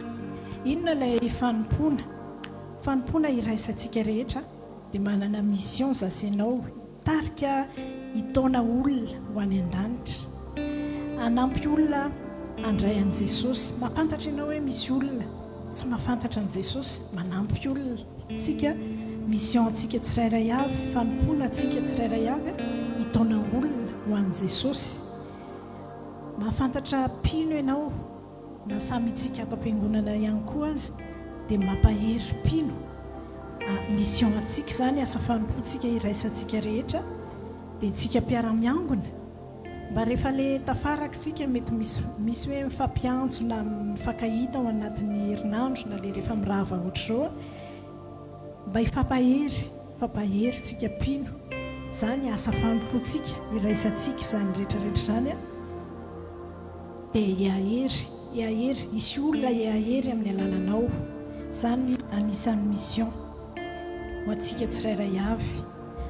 Mission atika ihany koa anampy olona ho tia mivavaka zasy ianao any amin'izay misy antsika rehetrarehetra any afaka manaparitaka vavaka tsika, misy vavaka le zaraintsika reny afaka zarainao amin'ny olona reny, dia tahaka izany koa mamafy vavaka. Mission atsika fanompoantsika eo anatrehan'Andriamanitra, tsisy afaka amin'izany zasy ianao, tsisy hoe pastera rery na ny tompona andraikitra rery na ny diakona rery no mivavaka ho an'ny olona, fa tena hoe zasy ianao zay rehetrarehetra zay tsirairay avy natsoiny Jesosy ho kristianina dia manana mission zasy ianao mamafy vavaka ny ampiasana. Mety tsy afaka hoe iseho hoe kristianina fa na tsisy mahita aza vavaka ianao ho an'ny responsable rehetra, ho an'ny mpiara-miasa rehetra, ny collègue rehetra, satria matoa ireo natsoin'Andriamanitra mpiara-miasa aminao dia mission anao ara-panahy ireo tsirairay avy ireo, dia manana mission ianao hivavaka ho an'ireo mpiara-miasa tsirairay avy. Ho an'ny mpianatra dia tsy tonga foana hoe ao amin'io école io ianao nentin'Andriamanitra, fa manana mission ianao, manana asa fanompony ianao, fa manompo ny tompo, velona nompo ny tompo ianao, vavaka ho an'ireo mpampianatra, vavaka ho an'ny mpianatra, mpiara-mianatra rehetra. Dia tahaka izany koa na any amin'ny tanàna misy antsika tsirairay avy ihany, tsy tonga foana hoe ao amin'ilay ville misy ianao iny nametrahan'Andriamanitra anao, ao amin'io quartier misy ianao iny nametrahan'Andriamanitra anao, fa manana fanompony ianao, manana mission manokana amafazo vavaka ny tanàna misy ianao. Tena angatao mihitsy ny fanahy masina mba vangio fanahy masina ny olona tsirairay avy izay mipetraka amin'ity tanàna ity, manomboka amin'ny zokiny indrindra hatramin'ny zazakely, mety misy olona be voka ao hatramin'ny zazakely any an-kibon-dreniny, mba vangio fanahy masina, vangio tsirairay. Dia angatao ny ran'i Jesosy andrakotra ny tanàna izay misy ianao, tahaka izany koa ny ampiasana, ny ampianarana, manana asa fanompony zasy ianao, manana mission zasy ianao, satria tsika velona hanompo ny tompo. Amen. Ho ampiasain'Andriamanitra ny fomba tsy takatry ny sainany ianao.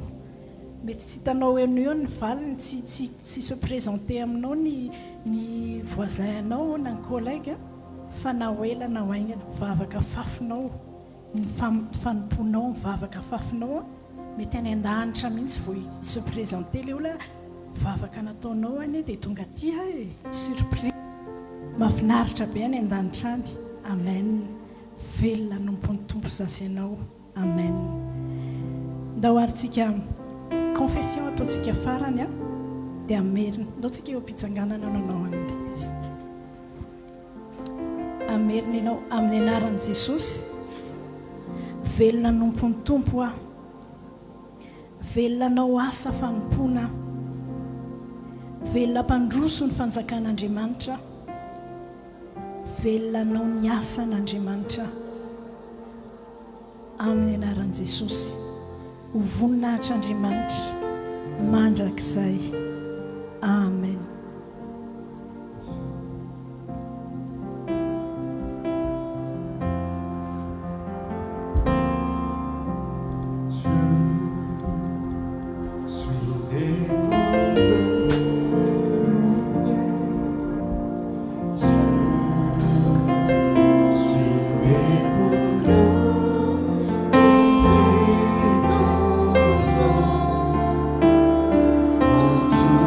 See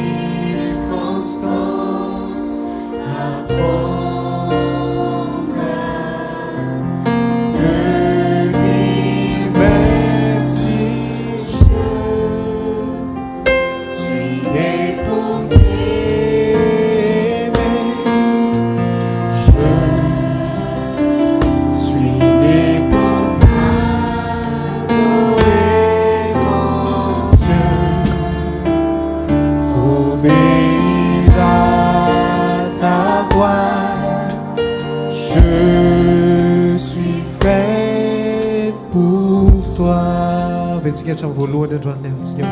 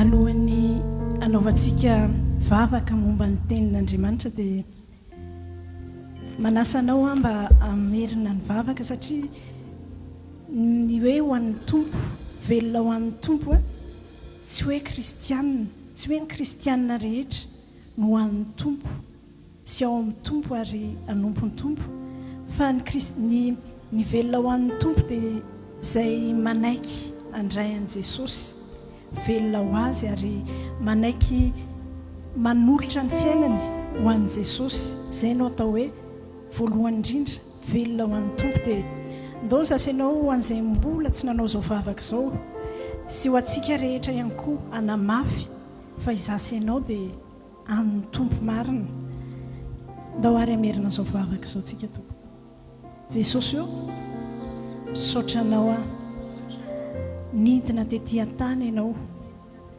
mba hamonjy a ary maty ianao nisolo eloka androany Jesosy mba te ho velona ho anao a dia atolotro anao ny momba rehetra ny foko ny saiko fanahiko ny tenako ny fianako manontolo mandrosoa Jesosy io ho tompoko ho mpamonjiko ho mpanavitra ho Andriamanitro manokana ho anao mandrakizay a Jesosy tehirizo fanamasinao izao fanoloran-tenako izao amin'ny anaran'i Jesosy amen. Sotranao izay Jesosy raha afaka nanamafy sy namerina izany vavaka izany mba ho fanamarianay eo anoloanany tontolo ara-panahy rehetra fa anao izahay ary anao mandrakizay izahay sotranao fa ampatsihivinao anay fa velona ao anao izahay velona ao aminao satria ao anatin'ny iray segondra dia afaka hidiran'ny asan'ny fanaratsy ny fiainanay raha vao tsy ao aminao izahay fa raha mbola ao aminao izahay ninina fiadiana alefa ny fahavalo ninina programa ny fahavalo sy fanafihan'ny fahavalo dia tsisy ambininy izany raha ao aminao izahay saotranao izay Jesosy fa manaiky ianao hoe mbola ho ao aminao izay ary ho ao aminao mandrakizay reto koa izay Jesosy araka ny teninao teo dia nantsoinao ho velona hanompo anao izahay ndreto izay manolotra ny tenanay manolotra ny fiainanay manolotra ny hoavinay manontolo manolotra ny fotoananay ny herinay izay rehetra hanananay Jesosy mba entinay hanompo anao eo amin'ny sehatra rehetra hitondranao anay manomboka amin'ny ao an-trano ny any am-piasana ny any am-pianarana ny any amin'ny tanàna misy anay ary ny amin'ny toerana rehetra ho an'izay mandeha mivoyage matetika amin'ny asa na mandeha ny vacances dia amin'ny toerana rehetra mba ho mpanomponao izay Andriamanitro amafy vavaka hitondra ny fanahin'olona hitaona fanahin'olona ho anao ary eo anatin'izany ny fitaomana fanahin'olona fitaomana olona mba hiara hivavaka aminay ao anatin'izao fiangonana izao izay fitaovana hitaizanao ny tsirairay avy mba ho tonga hatramin'ny farany amin'ny fanarananao ho any an-danitra dia mametraka ny tsirairay avy izay nandreny teninao Andriamanitro ianao any Jesosy Kristy andrakotra ny rahanao amin'ny teny izay nafafinao mba hitondra vokatra tsy hiverina any aminao foana zany fa hitondra vokatra ho amin'ny tsirairay avy amin'ny lafin'ny ara-panahy sy ny ara-piainana ary hitondra vokatra be diabe, hitondra fanahin'olona be diabe. Ny fanatanteranay izany amin'ny fiainanay olona betsaka ho tonga ny an-danitra, ho voninahitra ny anaranao rery ihany eny ary ho satry-boninahitra ho an'ny tsirairay avy amin'ny anaranao Jesosy. Amen. Obéira ta voix, je suis fait pour toi. Obéira ta voix, obéira ta voix, je suis fait pour toi. Afaka mipetraka tsika tompoko. Tonga eo amin'ny fotoanan'ny fandraisana amin'ny fanasan'ny tompo zasy ianao ry havana, manasa ny diakona tompona andraikitra tompoko mba tonga.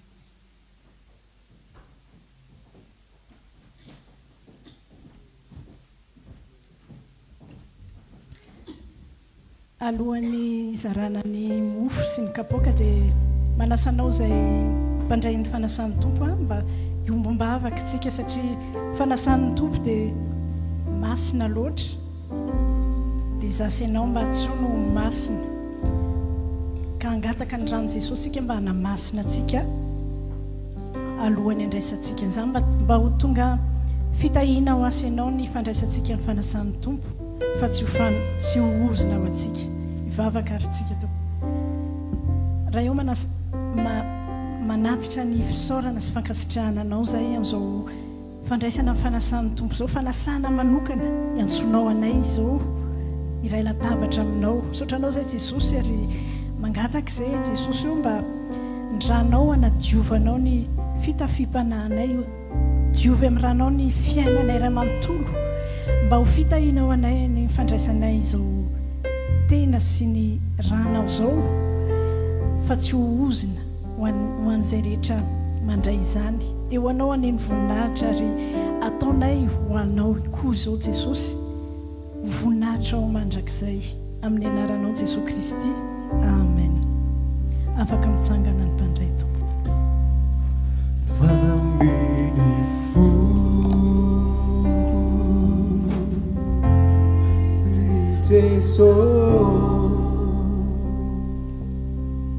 Ni famujena saingitana ni atisukyu na velana tena vaka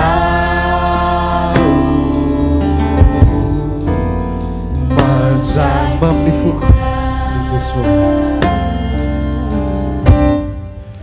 Mamni ni fuk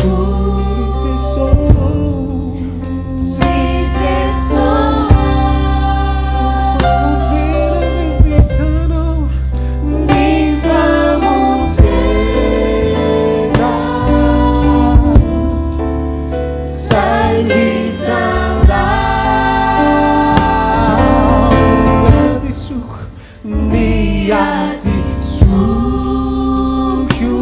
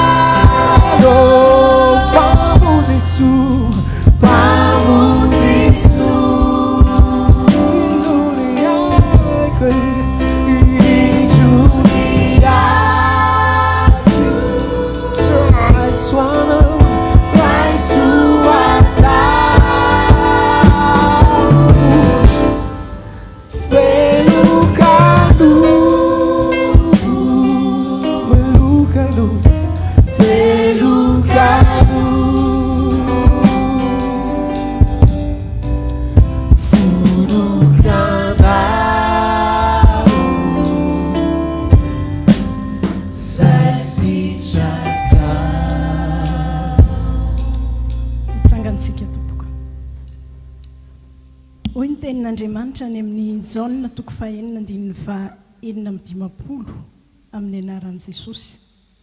Jaona toko fahenina andininy fa enina amin'ny dimapolo. Izay mihinana ny nofoko sy misotro ny rako no mitoetra ao amiko, ary izaho kosa ao aminy. Izay mihinana ny nofony Jesosy zany no mitoetra ao aminy, ary izy ao amin'ilay olona. Androany sasenao raha hihinana ny mofo tandindo ny nofony Jesosy, dia hoy Jesosy hoe mitoetra ao aminy, mitoetra ao aminy sasenao, ary izy kosa ao amintsika. Ndao ary hivavaka, amerina an'izao vavaka izao tsika alohan'ny andraisantsika ny mofo tandindo ny tenan'i Jesosy. Vavaka tsika tompoko. Jesosy io, misotranao nanolotra ny tenanao ianao mba hatonga hitoetra ao aminao, ary ianao ato amiko. Androany Jesosy hihinana zao mofo zao acte prophétique ataoko eto an-tany fa ao amin'ny tontolo ara-panahinao izaho hitoetra ao aminao, ary ianao hitoetra ato amiko. Ho tafaka ambana aminao ny momba ny tenako rehetra amin'ny anaranao Jesosy. Amen. Hihinana amin'ny mofontsika.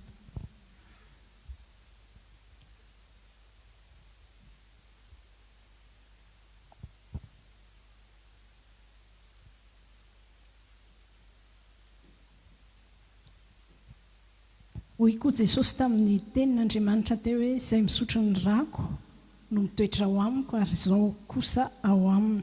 Ny raha riavana, ny rahantsika dia mikoriana.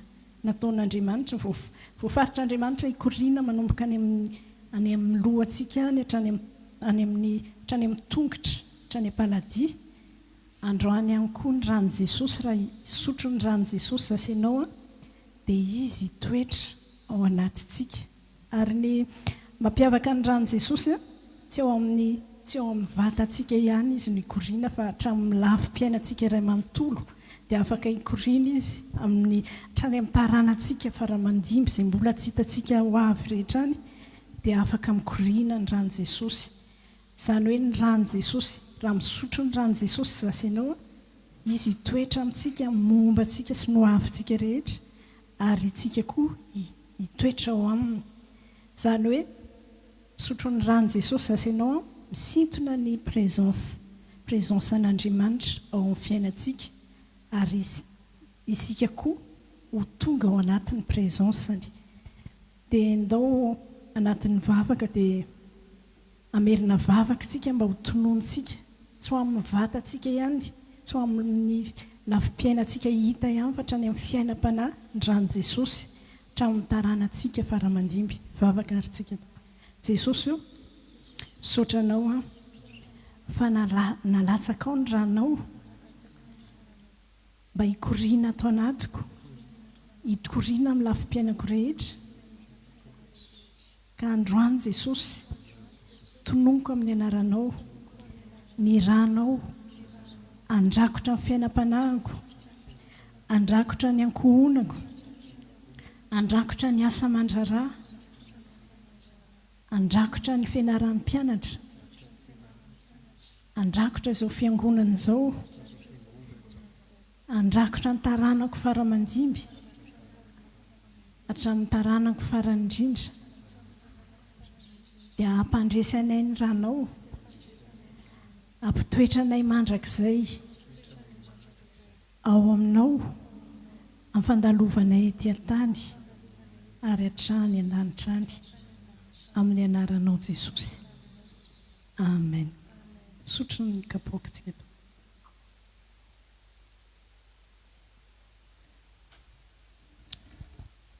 Sotranao izay Jesosy fa tena sarobidy, ary tsy voavidinay vola aman-karena ny tenanao sy ny ranao izay natolotra ao anay. Androany dia naneho izany ianao, satria fanekena mandrakizay ny ranao, ka izao acte prophétique nataonay izao dia zavatra etỳ tany any fa ny amin'ny tontolo ara-panahy kosa dia misy fanekena vaovao alliance vaovao indray amin'ny fiarahanay aminao ary ny lafim-piainanay rehetra dia ampifamatoranay ao anatin'izany alliance aminao zany raha ny fanekena mandrakizay zany izay rehetrarehetra momba ny fiainanay hatramin'ny taranaka ifaramandimy rehetra amin'ny anaranao Jesosy. Amen.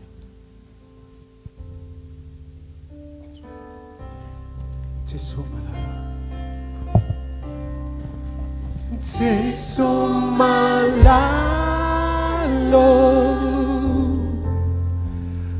pamuzisu fakamaso toerantsika di dunia-ku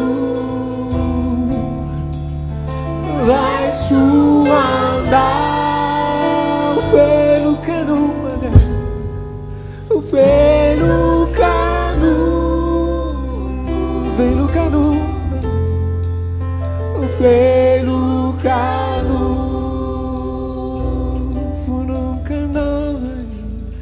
funum canal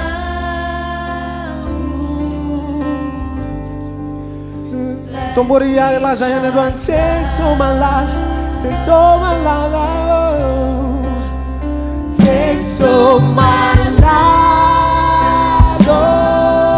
pamuzisu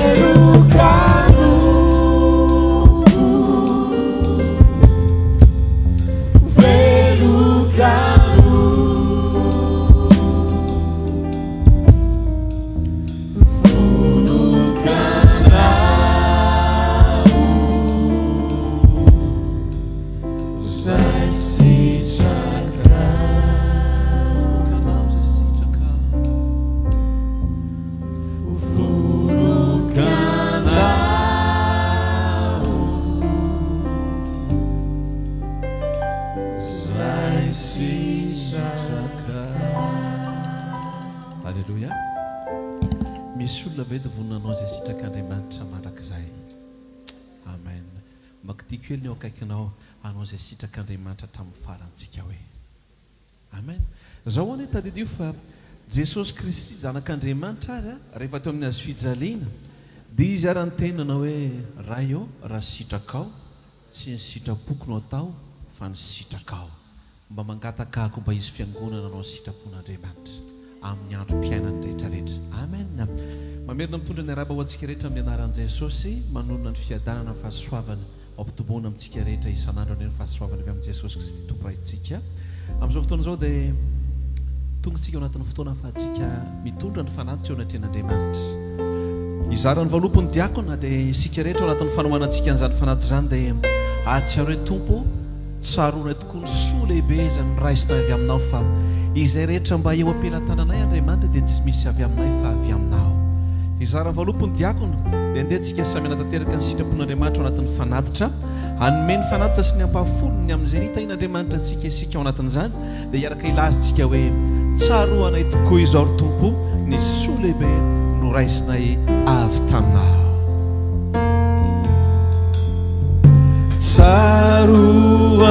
tsaroanay toko izao ny soabe no raisina tsy tapaka vitamina riaziana hoaveritsika ihany tsaroanay toko izao tsaroanay toko izao ny soabe no raisina tsy tapaka vitamina riaziana naharina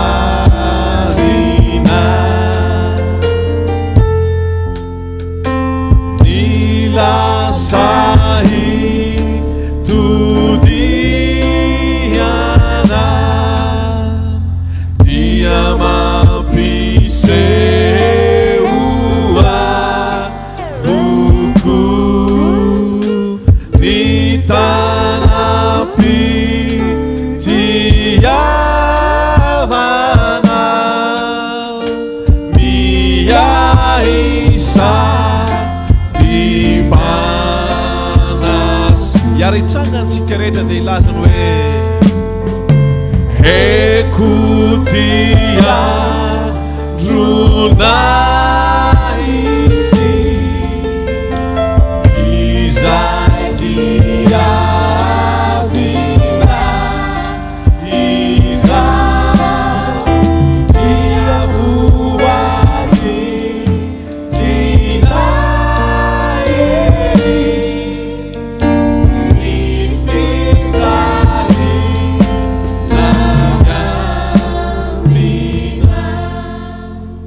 nanondrika alohantsika isika dia sa mivavaka anolotra ny fotsika milohany afahantsika manatitra sy mandolotra izao fanatitra izao eo natren'Andriamanitra androany dia amafisinao hoe tompo androany dia amafisiko indray fa atolotra anao ny amiko rehetrarehetra Andriamanitra tsy ho atolotra ho ana fiangonana fa atolotra anao Jesosy Kristy tompo ilay nanolotra ny ainy teo amin'ny azo fijaliana mba ho fanomonjena sy ho fanavotana dia lazao androany hoe Jesosy eo manamafindray androany fa mbola mafisiko fa ianao no ekeko tompo sy mpanjaka ary ho mpamonjiko amin'ny fiainako rehetra ho mpamonjy ny tokantrano na mihinan-kavy kely ianao no ianteranay Andriamanitra eo atolotra eo anao ny fiainanay manontolo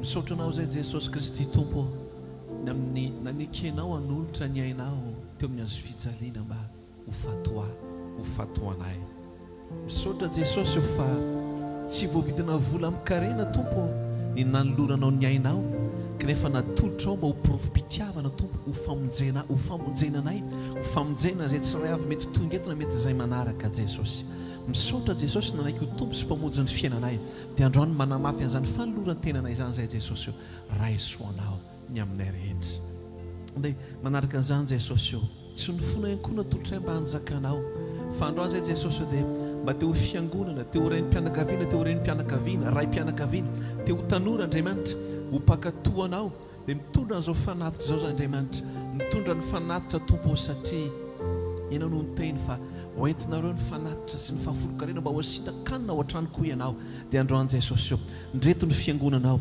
mitondra zay an'izao fanatitra izao tompo mba ho fankatoavana izay asianao ataonay dia hotahinany an'izao fanatitra izao hotahinany tsary avy izay afaka nanome eny tompo hotahina ihany koa izay mety tsy afaka nanome fa no mba iombonanay tompo dia fanoloranay ny fonay sy ny aminay rehetra dia ako ane tompo malala izao fanatitra izao mba tianao fanatitra tompo ho fitahina ho an'ny fanjakanao mba ho fitahina ho fampandrosoana ny fanjakanao Andriamanitra ety an-tany ianao dia Andriamanitra tompo ny zavatra rehetra mifehy ny zavatra rehetra dia raisy izao fanatitra izao tompo ho tahinao ho arovanao an'izao fanatitra izao amin'ny anaran'i Jesosy Kristy tompo amen afaka mipetraka isika rehetra tompoko milohan'ny idina mpanompon'Andriamanitra hitondratsika ao anatin'ny filazana dia mba tena mafikely amintsika rehetrarehetra ihany a entony fotoanantsika mikasika ny fotoana amin'ny 1 Desambra mba tiako amafisina kely ity toerana ity dia tsy mahazaka be dehibe tsika voafetra amin'ny toerana ka mba manomboka amin'ny herinandraona dia isy fandraisana anarana ho an'izay tena teo avy marina ahafahantsika miaraka amin'ny tsenan'ny tompo ao anatin'ny famaranana ny taona eto am-piangonana hivavaka hiteran'ny tompontsika rehetrarehetra ho asiantsika fisoratana anarana sy nisa tsara hoe mba isika ihany aloha mety hoe misy manana fanindrina sy manana etaeta mba mety hitondra fianakaviana na olona avy any ivelany fa mety samy te hitondra daholo tsika rehetrarehetra fa mba ho jerentsika aloha ny isan'izay afaka amintsika rehetra izay manoratra anarana dia zaraina amintsika hoe ny ambony dia mba ho fandaminatsika ny amin'izay fotoana izay satria raha olona mihoatra ny ara-dalantsika eto amin'ity toerana ity mety ho voasazy dia izay mba atonga antsika dian'izao dia mba ho zaraina amintsika izay fandaminan'izay manomboka amin'ny herinandro dia isy fanoratana anarana omenantsika ny tompona andraikitra dia mba isy fisoratana anarana dia mba mahijana ho antsika fiangonana alohany fa rehefa aveo raha ohatra ka mbola mety misy toerana dia afaka ifampizarantsika hoe mba afaka mitondra olona roa na ray araka izay mahazotsika atao fa mba omentsika lanja mba omentsika toerana aloha isika rehetrarehetra atao anatin'ny fiangonana tsy hoe manavakavaka tsika fa ny toerana tsy hoe goavana be manao ahoana fa mba ho ataontsika fetim-pianakaviana fa raha ohatra ka misy ny afaka ao anatin'ny arakaraka izay isantsika dia ifampizarana amintsika rehetrarehetra mba isiny ny fandaminana tompoko satria ozy ny tena Andriamanitra hoe ny fahaiza-mandamina no entina miady mankasitraka andrindra tompoko irositsika amin'ireo filazana mety ny tompona andraikitra amin'izany tompoko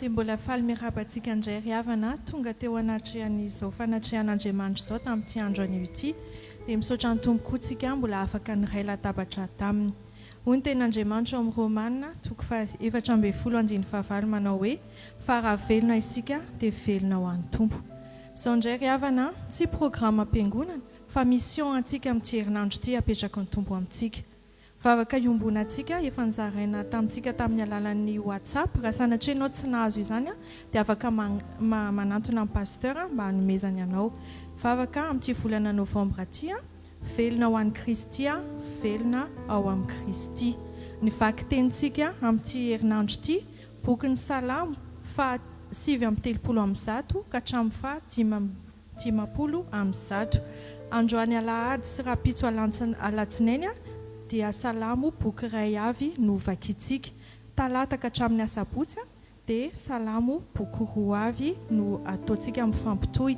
ary vitantsika amin'ity herinandro ity ny bokin'ny Salamo raha izay ianao vao hanomboka ny famakiteny dia aza matahotra fa mihaona ihantsika amin'ny herintaona ny vavaka iarahantsika isan'andro intercession an'ny fiangonana dia aza ataonao hoe ho an'ny ekipa ihany zany na hoe ho anay ho an'ny olona eto amin'ny fiangonana fa raha misy vavaka tianao hoentina ambavaka raha misy témoignage tianao hisoratsika ny tompo afaka ifampizaranao amin'ny pasteur zany dia hivavaka ho an'izany isika isan'andro manomboka amin'ny alatsinainy ka hatramin'ny zoma amin'ny 7 ora sasany alina ka hatramin'ny 10 ora alina dia raha mbola tsy tafiditra ao anatin'le lien Zoom koa ianao dia afaka mangataka izany amin'ny tompona andraikitra tompoko isika dia manana ny vavaka fifakidikana isaky ny alarobia iarahantsika amin'ny fiangonana foibe any Madagasikara dia manasa anao izay manao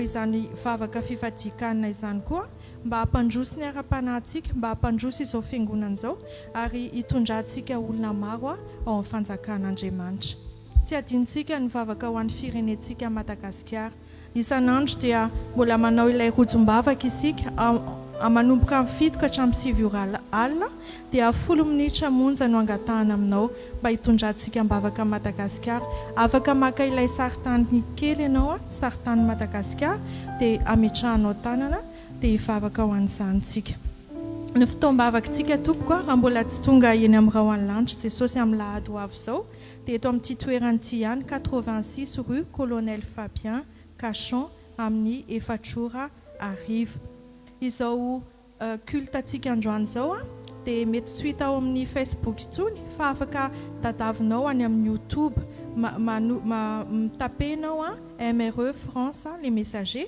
dia hitanao indray a ty culte androany ity. Itsika ihany koa dia manana ny web radio atsika ifampisarana aminao izany a mba afaka ienotsika isan'andro amin'ny fiainantsika ny anaty tomobila any tokantrano izarana toriteny ary izarana hira maro samihafa ampahery atsika tompoko. Pasteur ao anatin'ny aorian'izao fotoam-bavaka izao a dia afaka mandray anao a raha misy vavaka raha misy zavatra tianao zaraina aminy misy toerana afaka andraisany anao a ao aorian'ny fotoana. Ao aorian'izao fotoana izao ihany koa dia manasa anao izahay a mba hiara-hiala etaeta aminay ary faly izahay a mandray ny endrika vaovao izay hitanay a amin'ity andro anio ity. Faly ny fiangonana tompoko mandray anareo a aza misalasala ary tena mandray ampitiavana anareo izay raha hitoetra dia Jesosy ny ampitoetra anareo eto raha mandalo koa dia aza adino mitsidika anay matetika. Tsy farany fa tena zava-dehibe a rehefa vita izao fotoam-bavaka izao raha androany ianao a vonanao ilay vavaka fanoloran-tena natao pasteur nataontsika niaraka tamin'ny pasteur teo a dia hozarainay maimaimpona ho anao ity vavaka ity afaka ataonao isan'andro fanoloranao tena isan'andro an Jesosy a dia afaka alainao a etsy ampiravana tompoko. Dia izay ny mission antsika amin'ity herinandro ity a dia mahazo tomanao mission apetraka amin'ny Jesosy ny fiainantsika rehetra dia mirary herinandro finaritra tompoko. Misaotra tompoko. Tsangatsika tompoko andray tsodrano loana maranantsika tanteraka izao fotoana.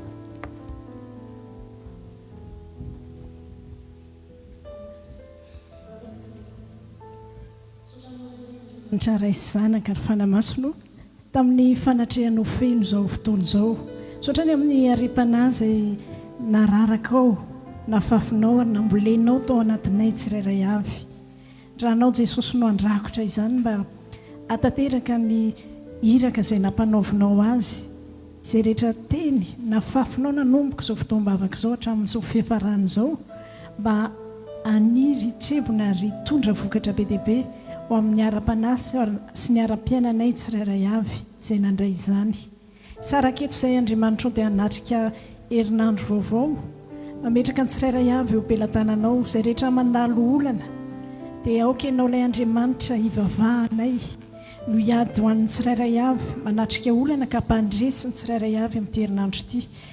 Raha misy mandalo tsy fahasalamana dia aoka isikasika ao manokana fanahy masono atateraka ny fanasitranana izay efa vitan'i Jesosy dia tononiko amin'ny anaran'i Jesosy fanasitranana ao an'izay rehetrarehetra marary na ny tafaraketo na ny any tokantrano any samy andray ny fanasitranana amin'ny anaran'i Jesosy Kristy.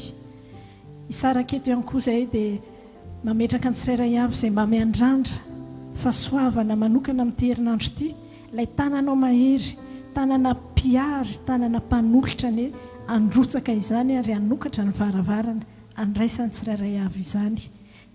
Dia isaraketo koa izay anonona ny tsodrano avy aminao Andriamanitra araka ny teninao Jesosy Kristy ao amin'ny Jaona 12:9-20 raha misy olona manompo ahy dia aoka izy anaraka ary izay hitoerako dia ao koa no hitoerany mpanompoko. Raha misy olona manompo ahy dia ankalaza azy ny ray. Tononiko amin'ny anaran'i Jesosy Kristy satria manomboka androany dia hanompo an'Andriamanitra ianao hitaona hafanahan'olona amin'ny alalan'ny vavaka sy ny fampaherezana ho any an-danitra dia tononiko amin'ny anaran'i Jesosy Kristy fa hitoetra mandrakariva ao amin'i Jesosy eny ianao ary izy ho ao aminao ary tononiko amin'ny anaran'i Jesosy Kristy ny fiainanao ane dia ho fiainana tena hoe isy asan'Andriamanitra lehibe isan'andro mba hankalazan'ny ray ianao amin'ny anaran'i Jesosy ho tanteraka aminao sy ny ankohonanao ny izany amin'ny anaran'i Jesosy Kristy. Amen. Rainay izay ny an-danitra ho amasinina ny eny anaranao tonga ny fanjakanao atao any sitraponao ety an-tany tahaka ny any an-danitra omeo anay anio ny ana sahazao anay ary mamelana elokay tahaka ny amelanay izay meloka taminy ary aza mitondra anay amin'ny fankapanahy fa manafahana amin'ny ratsy fa ho anao ny fanjakana sy ny hery ary ny voninahitra mandrakizay. Amen.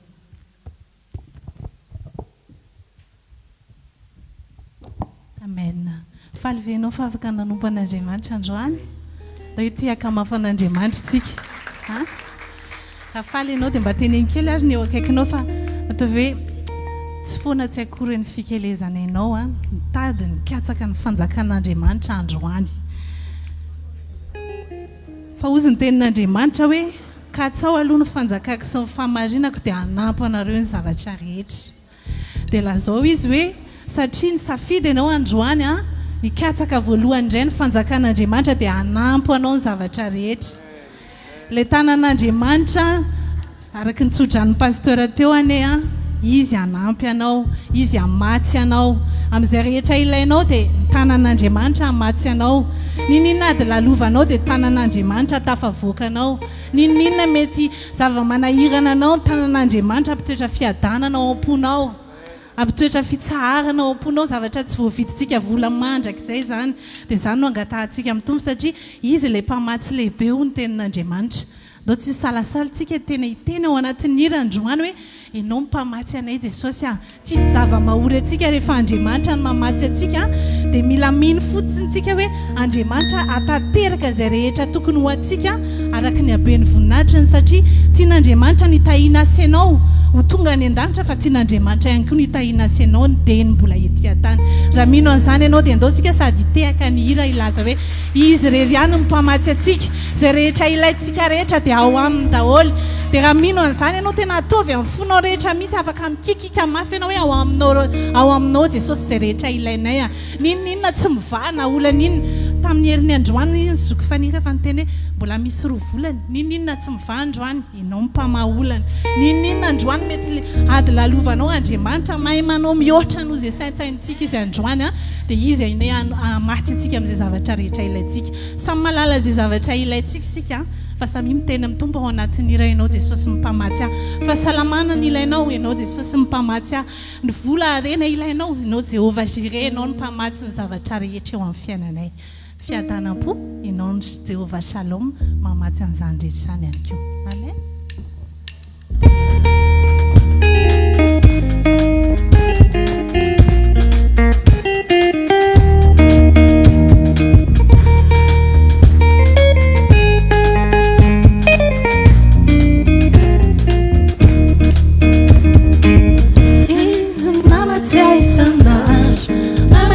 Sanando Jehovah Jireh, mana si chamada marar, acende amarari Jehovah Rafa. Easy te manda unit, miara kami que fora Jehovah chamar. Ramata o chau de manume, fiadana na uaie Jehovah Shalom.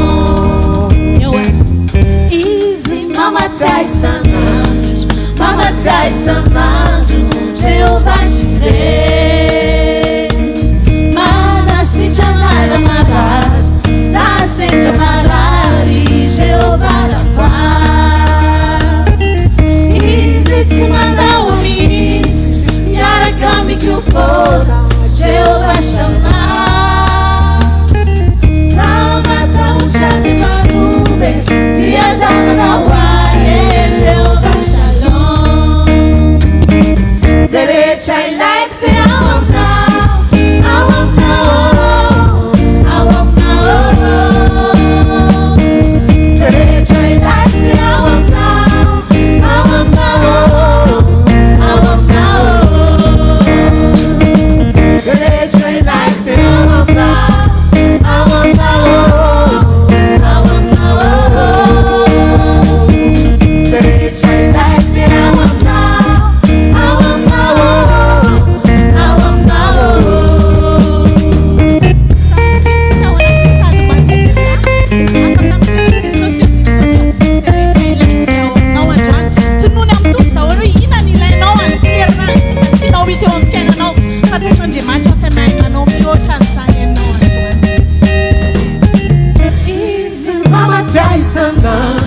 Mamatai sanando Jehovah Jireh, mana si chamada marar, acende amarari Jehovah Rafa.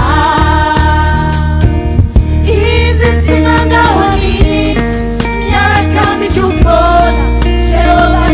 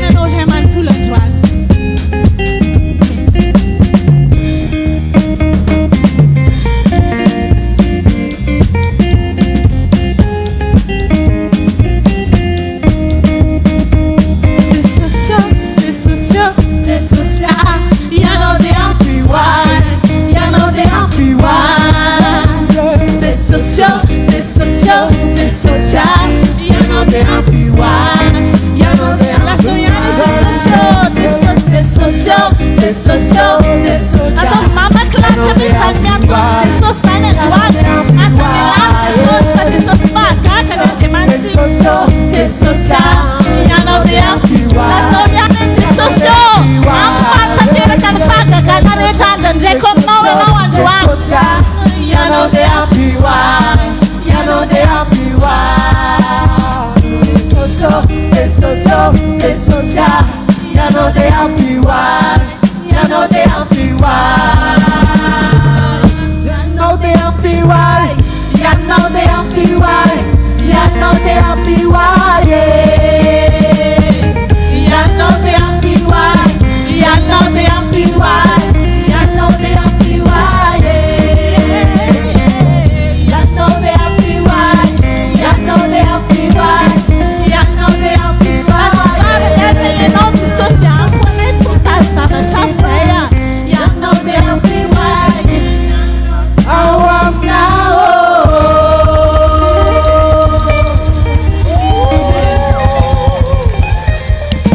Mandehana any amin'ny finoana androany a fahita zava-magaga ianao amin'ity herinandro ity. Zany tsy irairaintsika fotsiny zany fa raha iraintsika amin'ny finoana zany dia tena ho hitantsika amin'ny voninahitr'Andriamanitra. Noho izany dia mandehana amin'ny fifalian'ny tomponao dia tamin'ny tahin'Andriamanitra daholo tsika tsirairay avy. Aza adino fiara-miala